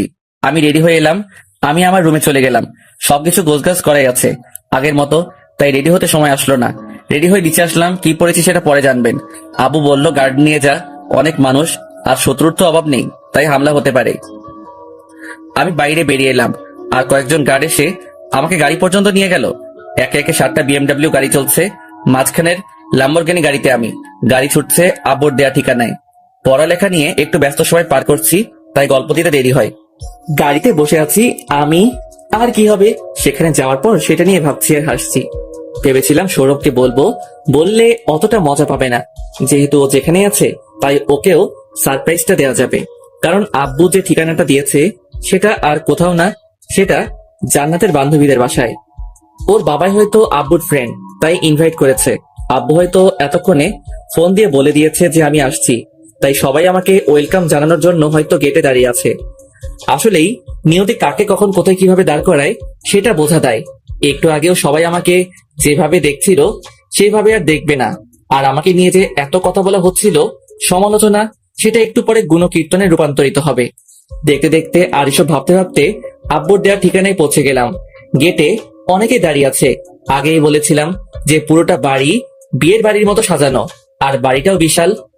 বাড়িটার বর্ণনায় আসা যাক। বাড়িটাতে প্রবেশ করতে হয় বিশাল বড় গেট দিয়ে, আর তারপর দুপাশ জুড়ে বিশাল মাঠ, আর তার সামনে রাজপ্রাসাদের মতো বাড়িটা। গেটে দিয়ে শো শো করে 7টা গাড়ি ঢুকলো। গেটের সবাই গাড়ির পিছনে আসছে। 7টা গাড়ি, তাই সবার চোখে পড়ে গেছে। অনেকে তাকিয়ে আছে সেদিকে। গাড়িগুলো মাঠের একপাশে সিরিয়ালে দাঁড়ালো। গাড়িগুলো থেকে গার্ডসটা বের হলো। জান্নাত সহ সবাই মাঠে এসে উপস্থিত হয়েছে দেখার জন্য কে এসেছে। জান্নাতের ফ্রেন্ডরা সবাই বলা বলি করছে, কে লোরে, মনে হচ্ছে অনেক বড় লোক, ছেলে না মেয়ে, এত দামি গাড়ি, স্টাইল আছে বলতে হবে, ইত্যাদি ইত্যাদি। গাড়িগুলো থেকে গার্ডস বের হয়ে এলো। একে একে সব কয়টাকে কোরিয়ান বডিগার্ড মনে হচ্ছে। বডিগার্ডদের দেখলে যে কেউ ক্রাশ খাবে। সবাই উৎসুক ভাবে ল্যাম্বরগিনি গাড়ির দিকে তাকিয়ে আছে, এটা দেখার জন্য যে কেউ বের হয়ে গাড়ি থেকে কে আছে গাড়িতে। পার্টি লাইট সব গাড়ির দিকে ফোকাস করা, ডিজে গান বাজানো বন্ধ করে দিয়েছে। সবার মনোযোগ এখন গাড়ির দিকে। গাড়ি থেকে আমি বাইরের সবটা দেখছি। আমার খুব হাসি পাচ্ছিল, মনে হচ্ছিল হেসে হেসে মাটিতে গড়াগড়ি খাই। জান্নাতের বান্ধবী ও বন্ধু সহ সবার মুখ হা হয়ে রয়েছে। এত বড় করে হা করেছে যেন আস্ত একটা টাইটানিক জাহাজ ঢুকে যাবে। গাড়ির দরজা খুলে দিল। আমি হাতটা বের করলাম, গাড়ির দরজার উপরে রাখলাম, তারপর পা বের করলাম। সবাই তাকিয়ে আছে। এবার পুরোপুরি ভাবে সবার সামনে প্রকট হলাম। অনেকের মুখ বন্ধ হয়ে গেছে, ব্রেনটা কাজ করা বন্ধ করে দিয়েছে আমাকে দেখে। এরই মধ্যে জান্নাত তো ভ্যাবলার মতো তাকিয়ে আছে আমাকে দেখে, ক্রাশ খেয়েছে মনে হয় নতুন করে। আমি একেবারে নীল স্যুট, সাথে নীল প্যান্ট যেটা শার্টের সাথে সংযুক্ত, কালো সানগ্লাস আর স্টাইলিশ বুট, হাতে রোলেক্স করি। আরো স্টাইলিশ হওয়া যেত, কিন্তু এটাই মার্জিত স্টাইল। আমি পকেটে হাত ঢুকিয়ে হাঁটছি, আর পেছনে আর সামনে থেকে আমাকে ঘিরে রেখেছে বডিগার্ডরা। আমাকে দেখছে সব উৎসুক জনগণ। এখানে অনেক বড় বড় ভিআইপি উপস্থিত আছেন। সবাই আমার সাথে হাত মিলাতে আসলো, কারণ তারা যত বড় ভিআইপি হোক না কেন, আমি তাদের চেয়ে বড় ভিভিআইপি। গার্লসরা আমার আশেপাশে কাউকে ঘেঁষতে দিচ্ছে না। জান্নাত আমাকে দেখে অবাক হচ্ছে আর ভাবছে যে একে তো দেখতে একেবারে সাব্বিরের মতো, কিন্তু সাব্বির হঠাৎ এভাবে কি করে সম্ভব। সৌরভ আমাকে দেখে আমার দিকে এগিয়ে আসলো। গার্ডসরা ওকে চেনে তাই আসতে দিল। সৌরভ আমার সাথে কথা বলছে, এটা দেখে জান্নাত ভাবছে যে সৌরভ যেভাবে ওর সাথে কথা বলছে এভাবে তো সাব্বিরের সাথে কথা বলে, কিন্তু সাব্বির আসবে কোথা থেকে এখানে, আর এত দামি গাড়ি আর গার্ড পাবে কোথা থেকে। সৌরভ আর আমি কথা বলছিলাম। কি রে দোস্ত, এই বেশি হঠাৎ করে কি করে? হয় সব হয়। সৌরভকে সবটা খুলে বললাম। এর মধ্যে জান্নাত এসে উপস্থিত হলো। সাথে সাথে ওর বান্ধবীরাও। গার্ডরা ওদেরকে আটকে রেখেছে। আমার কাছে অনুমতি চাইছে। আমি শুধু জান্নাতকে ভেতরে ঢোকানোর কথা বললাম ইশারায়। জান্নাত আমার সামনে এসে দাঁড়ালো। চোখে অভিমান দেখতে পাচ্ছি। আমি এই দুনিয়ায় শুধু একজনেরই চোখ দেখে মনের কথা বলতে পারি, সেটা হলো জান্নাতের। কি হলো, এভাবে তাকিয়ে আছো কেন? তুমি এখানে এভাবে হঠাৎ করে, তাও আবার এই বেশে? এসব পরে শুনতে পারবে, অনেক বড় কাহিনী, বাসায় গিয়ে বলবো, কেমন? আচ্ছা, কিন্তু তুমি কে, এটা একটু ক্লিয়ার করে বলবে? জান্নাতের কাঁধে হাত দিয়ে আমার বুকের সাথে চেপে, আমি তোমার স্বামী, হয়েছে? সেটা আমি জানি, সবাই জানে। যেটা সবাই জানে না সেটা বলো। শুনতে চাও? SB group of industrial future CEO. জান্নাতের বান্ধবীরা সবাই সাইডে দাঁড়িয়েছিল। ওরা সবটা শুনতে পেল। মনে মনে অনেক লজ্জিত হলো এটা ভেবে যে কোথায় ওরা আর কোথায় আমি, আর ওরাই কিনা আমাকে অপমান করেছে একটু আগে। সবাই আমার কাছে ক্ষমা চাওয়ার জন্য আসলো, কিন্তু গার্ডসরা ওদের আমার কাছে ঘেঁষতে দিল না। আমি আর জান্নাত বাড়ির ভেতরে প্রবেশ করলাম। জান্নাতের ফ্রেন্ডের বাবা মানে আব্বুর বন্ধুর সাথে দেখা করতে যাচ্ছিলাম, কিন্তু উনি চলে এলেন। ওনার সাথে কতক্ষণ কথা বললাম। বাবা, তুমি তো একা আসবে শুনছিলাম, কিন্তু সাথে যে তোমার স্ত্রীকে নিয়ে আসবে সেটা বলনি কেন? আঙ্কেল, আমি একাই এসেছি। আমার ওয়াইফ আপনার মেয়ের বান্ধবী, তাই ও আগে চলে এসেছে। ও আচ্ছা বাবা, তাহলে তুমি পার্টি এনজয় করো, আর কোনো সমস্যা হলে আমাকে জানিও। আচ্ছা আঙ্কেল, এখানে বেশিক্ষণ থাকবো না, তাই জান্নাতের বান্ধবী লিনাকে উইশ করে চলে যাব। আমি সেদিকে অগ্রসর হলাম। আমি এগোচ্ছি আর চারপাশে গার্ডস। জান্নাতের বান্ধবীদের কাছে এলাম। গার্ডের হাত থেকে গিফটের প্যাকেটটা নিলাম, নিয়ে লিনাকে দিলাম। লিনা গিফটটা খুললো। ভেতরে একটা ডায়মন্ড নেকলেস। লিনা সহ সবাই সেটা দেখে প্রশংসা করছে। লিনা সহ বাকিদের বলছি, কখনো কারো চেহারা আর পোশাক দেখে তার যোগ্যতা বিচার করবেন না। এমনও হতে পারে যে সে এমন কিছু করলো যে মুখ দেখাতেই লজ্জা করবে। ভাই আমাকে সরি বলতে লাগলো। আমি সেটা পাত্তা না দিয়ে চলে আসলাম। বাইরে পেছনে জানাতো আসলো। সৌরভ আর হাফসা বাইরে দাঁড়িয়ে আছে। পার্টি শেষ হওয়ার আগে আমি চলে যাব। জান্নাতকে, সৌরভকে সহ হাফসাকে গাড়িতে নিয়ে বসালাম। গাড়িগুলো এক এক করে বেরিয়ে যেতে লাগলো। সবাই সেদিকে তাকিয়ে রইলো। যেভাবে সবাইকে তাক লাগিয়ে প্রবেশ করেছিলাম সেভাবে চলে যাচ্ছি। জান্নাত আমার পাশে বসে আছে পেছনের গাড়িতে, সৌরভ আর হাফসা। ড্রাইভার গাড়ি চালাচ্ছে। কোথায় যাচ্ছি সেটা জান্নাত জানে না। এই, তুমি কোথায় নিয়ে যাচ্ছ একটু বলবে? আমার বাড়ি। তোমার বাড়ি মানে? কেন, আমার বাড়ি থাকতে পারে না? থাকতে পারি, কিন্তু তোমার সবটা আমার কাছে রহস্যময় লাগছে। তুমি নিজেকে সেদিন এতিম বললে, আমরা জানতাম তোমার তেমন কিছুই নেই। আজ হঠাৎ এত কিছু দেখে আমার তো মাথা এখনো হ্যাং হয়ে আছে। একটু পরে তোমার সব ডাউট ক্লিয়ার হয়ে যাবে। কিন্তু কিভাবে? তুমি তো কিছুই বলছো না। বলবো না, দেখাবো। গাড়িগুলো একে একে আমাদের প্যালেসে ঢুকলো। এটা আমার বাড়ির নাম। জান্নাত চারিদিকে তাকিয়ে বাড়িটা দেখছে। ওদের বাড়ি থেকে অনেক বড় আর অনেক সুন্দর। বাড়িটার সাইডে বিশাল পার্কিং লট, তার পাশে মাঠ আর তার সাথে গ্রিন হাউস, আর সবার সামনে বিশাল বাড়ি। গাড়িগুলো পার্কিং এ প্রবেশ করাতে বললাম গার্ডদের। আমি জান্নাতের হাত ধরে ওকে গাড়ি থেকে নামালাম। আমি জান্নাতকে নিয়ে বাড়িতে প্রবেশ করছি, আর পিছনে সৌরভ আর হাফসা সৌরভকে আমার ব্যাপারে জিজ্ঞেস করছে। বাড়িতে প্রবেশ করে কাউকে দেখতে পেলাম না। রাত 9:30 বাজে। এই টাইমে সবাই ডিনার করতে আসে, তাই সবাইকে ডাকলাম। সবাইকে বলতে আব্বুকে আর আম্মুকে। মাকে ফাইজা রোলিং চেয়ারে বসিয়ে নিয়ে এলো। আমার ডাকে না। সবাই এই টাইমে খেতে আসে, আমি না ডাকলেও চলে আসতো। আমাদের বাড়ির আবার একটা নিয়ম আছে যে সবার একসাথে খাবার খাওয়া। আমার ডাকে কিছুক্ষণের ভেতর বাড়ির বাকি সবাই বেরিয়ে এলো। চাচা, চাচি আর খালা এসেছিল মায়ের অসুস্থতার খবর পেয়ে। সাথে রিমঝিমকেও দেখতে পেলাম। রিমঝিমকে দেখে পুরনো সব ঘটনাগুলো মনে পড়ে গেল। যেতে মন চাইতেছিল কয়েকটা থাপ্পড় বসাই। আমি রিমঝিমের দিকে অগ্নি দৃষ্টিতে তাকিয়ে রইলাম। খালা ব্যাপারটা বুঝতে পারলেন আর রিমঝিমকে উপরে চলে যেতে বলবেন, কিন্তু রিমঝিম উপরে না গিয়ে আমার সামনে এসে দাঁড়ালো। হঠাৎ আমার পায়ে পড়ে কান্না করতে লাগলো। সাব্বির ভাই, আমাকে মাফ করে দেন। আমি অনেক বড় ভুল করেছি। আপনার মতো ফ্রেশতার মতো মানুষের গায়ে কলঙ্ক দিয়েছি। ভাই, আমাকে মাফ করে দেন। আপনি চাইলে আমাকে যে কোনো শাস্তি দিতে পারেন। আমি ওই দিন অনিকের ভয়ে সবটা মিথ্যা বলেছিলাম। হঠাৎ এমনটা হবে আমি ভাবতে পারিনি, কিন্তু ঘটনার আকস্মিকতায় আমি পাথরের মতো দাঁড়িয়ে আছি। আমার চোখ বেয়ে টপ টপ করে পানি পড়তে লাগলো।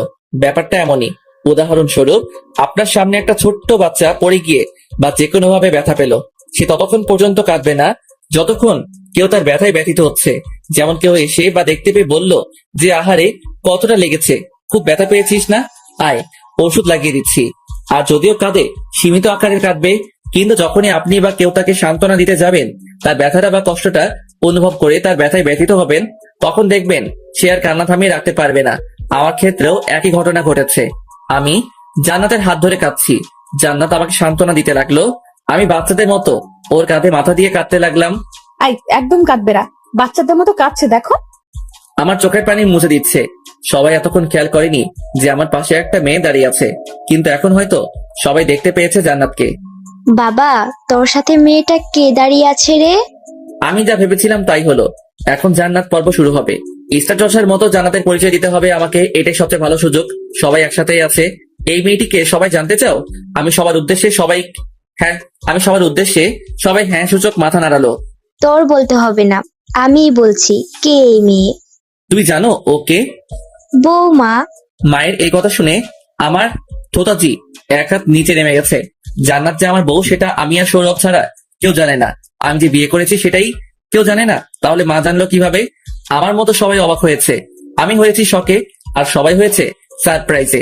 বাড়ির সবাই জান্নাতের দিকে তাকিয়ে আছে, এমন ভাবে জান্নাতকে দেখছে যেন জান্নাত কোরবানির গরু আর আমরা হাটে এসেছি গরু কিনতে। জান্নাত আমার হাত ধরে আছে, ঘামছে। মা, ও মা, তুমি তো আমার সারপ্রাইজে 13টা বাজিয়ে দিয়েছো, কিন্তু আগে এটা বলো যে জান্নাত যে আমার বউ সেটা কিভাবে জানতে পারলে? আরে, সব সৌরভের কারসাজি। তুই যে বিয়ে করেছিস, কোথায় ছিলি? আমাকে সৌরভ বলেছে। আমি ওই দিন জান্নাতকে দেখতে যাই, অনেকক্ষণ কথা বলি, পরে তার আসল পরিচয় বলে দেয়। জান্নাত তো কয়েক হাজার ভোল্টের শক খেয়েছিল এই কথা শুনে। মায়ের এই কথা শুনে আমি জান্নাতের আর সৌরভের দিকে তাকালাম। জান্নাত মাথা নিচু করে দাঁড়িয়ে আছে। সৌরভ ঘেমে একাকার হয়ে গেছে, মুখে কোন রকম একটা মলিন হাসি দিল। ওর এমন অবস্থা যেন ছেড়ে দেবা কেঁদে বাঁচি। সৌরভ বাবু, তুমি কিছু খাইছো?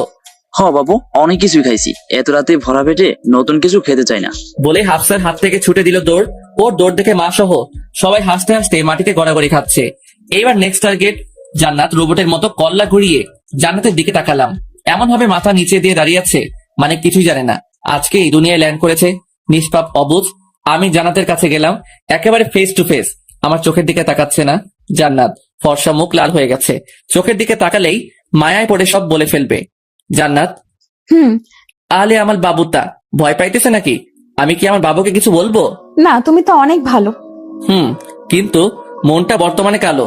এই কথা বলার সাথে সাথে মনে হলো যে আমি বাড়ির সবার সামনে দাঁড়িয়ে আছি আর এসব করছি। সবার দিকে তাকালাম, সবাই হাসছে, মনে হয় কমেডি হচ্ছে এখানে। আমি আর কথা বাড়ালাম না। সৌরভকে পরে দেখবো। জান্নাতকে নিয়ে রুমে গেলাম, ফ্রেশ হয়ে নিচে আসলাম। সবাই আমাদের জন্য অপেক্ষা করছে খাবার টেবিলে। জান্নাত আর আমি ডিনার সারলাম। জান্নাতের আব্বু মানে আঙ্কেলকে ফোন দিয়ে বললাম সবটা। উনি খুশি হলেন অনেক। সাথে সৌরভের আম্মু মানে আমার সেকেন্ড আম্মুকে ফোন দিয়ে সবটা বললাম। উনিও অনেক খুশি হলেন, খুশিতে কেঁদে দিলেন। রাতের ঘুমটা কোনো রকমে ঘুমালাম, কিন্তু শান্তি মতো ঘুমাতে পারলাম না। সকাল 7টা-8টা নাগাদ দুইজন বডিগার্ড আমাকে ডাকতে ডাকতে উপরে চলে আসলো। হাঁপাচ্ছে দুজনেই। কি হয়েছে, তোমরা এমন করছো কেন? স্যার, বিপদ হয়ে গেছে। আমাদের ম্যাম মানে জান্নাত ম্যাডামকে গেটের সামনে থেকে কে যেন তুলে নিয়ে গেছে 2টা গাড়ি দিয়ে। ও শিট, কি করেছিলে তোমরা? আর জান্নাত এত সকালে গেটেই বা গেল কিভাবে? স্যার, আমরা ম্যামকে বেরোতে দেখেছিলাম, কিন্তু হঠাৎ যে এরকম কিছু হবে আমরা ভাবতে পারিনি। তোমরা ওই গাড়ির পিছনে না গিয়ে আমার কাছে আসলে কেন? স্যার, আমাদের 3 গাড়ি ভর্তি গার্ডস গেছে এই গাড়ি দুটোর পিছনে, কিন্তু এখনো ধরতে পারিনি। কোথায় আছে ওরা? সেটা এখনো জানা যায়নি। আমাদের গাড়িগুলো ফলো করতে গেছে, বাট কোনো খবর দেয়নি। এই খবরটা শুনে ঘুম সব উড়ে গেছে। কে করলো এই কাজ? আমার শত্রু কে আছে যে এই কাজ করতে পারে? আমি বাইরে বেরোলাম গাড়ি নিয়ে। আমার আরো 8টা গাড়ি আছে, সব কয়টা ভর্তি গার্ডস নিলাম। পুরো শহরে খোঁজ চালাতে লাগলাম, কিন্তু পাচ্ছিলাম না।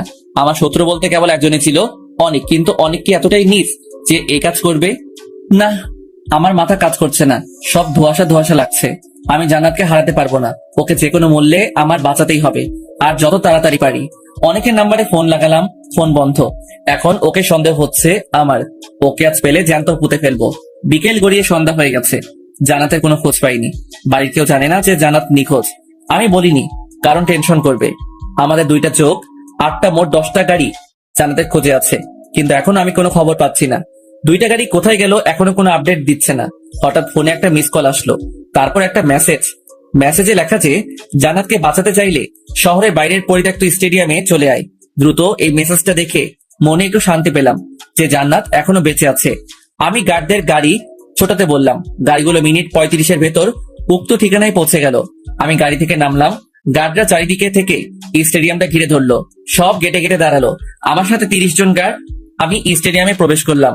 একটা পুরনো ফ্যাক্টরির মতো দেখতে পেলাম, কিন্তু স্টেডিয়ামে ফ্যাক্টরি কেমন যেন না আজব। একটা ভাঙা জানালা দিয়ে দেখতে পেলাম যে জান্নাতকে একটা পিলারের সাথে বেঁধে রাখা হয়েছে, আর অনেকগুলো লোক দেখতে পেলাম। আমি একটু নড়তে গেলে অনেক জোরে সাউন্ড হলো। সবাই আওয়াজের উৎস খোঁজার জন্য আমাদের দিকে অগ্রসর হলো।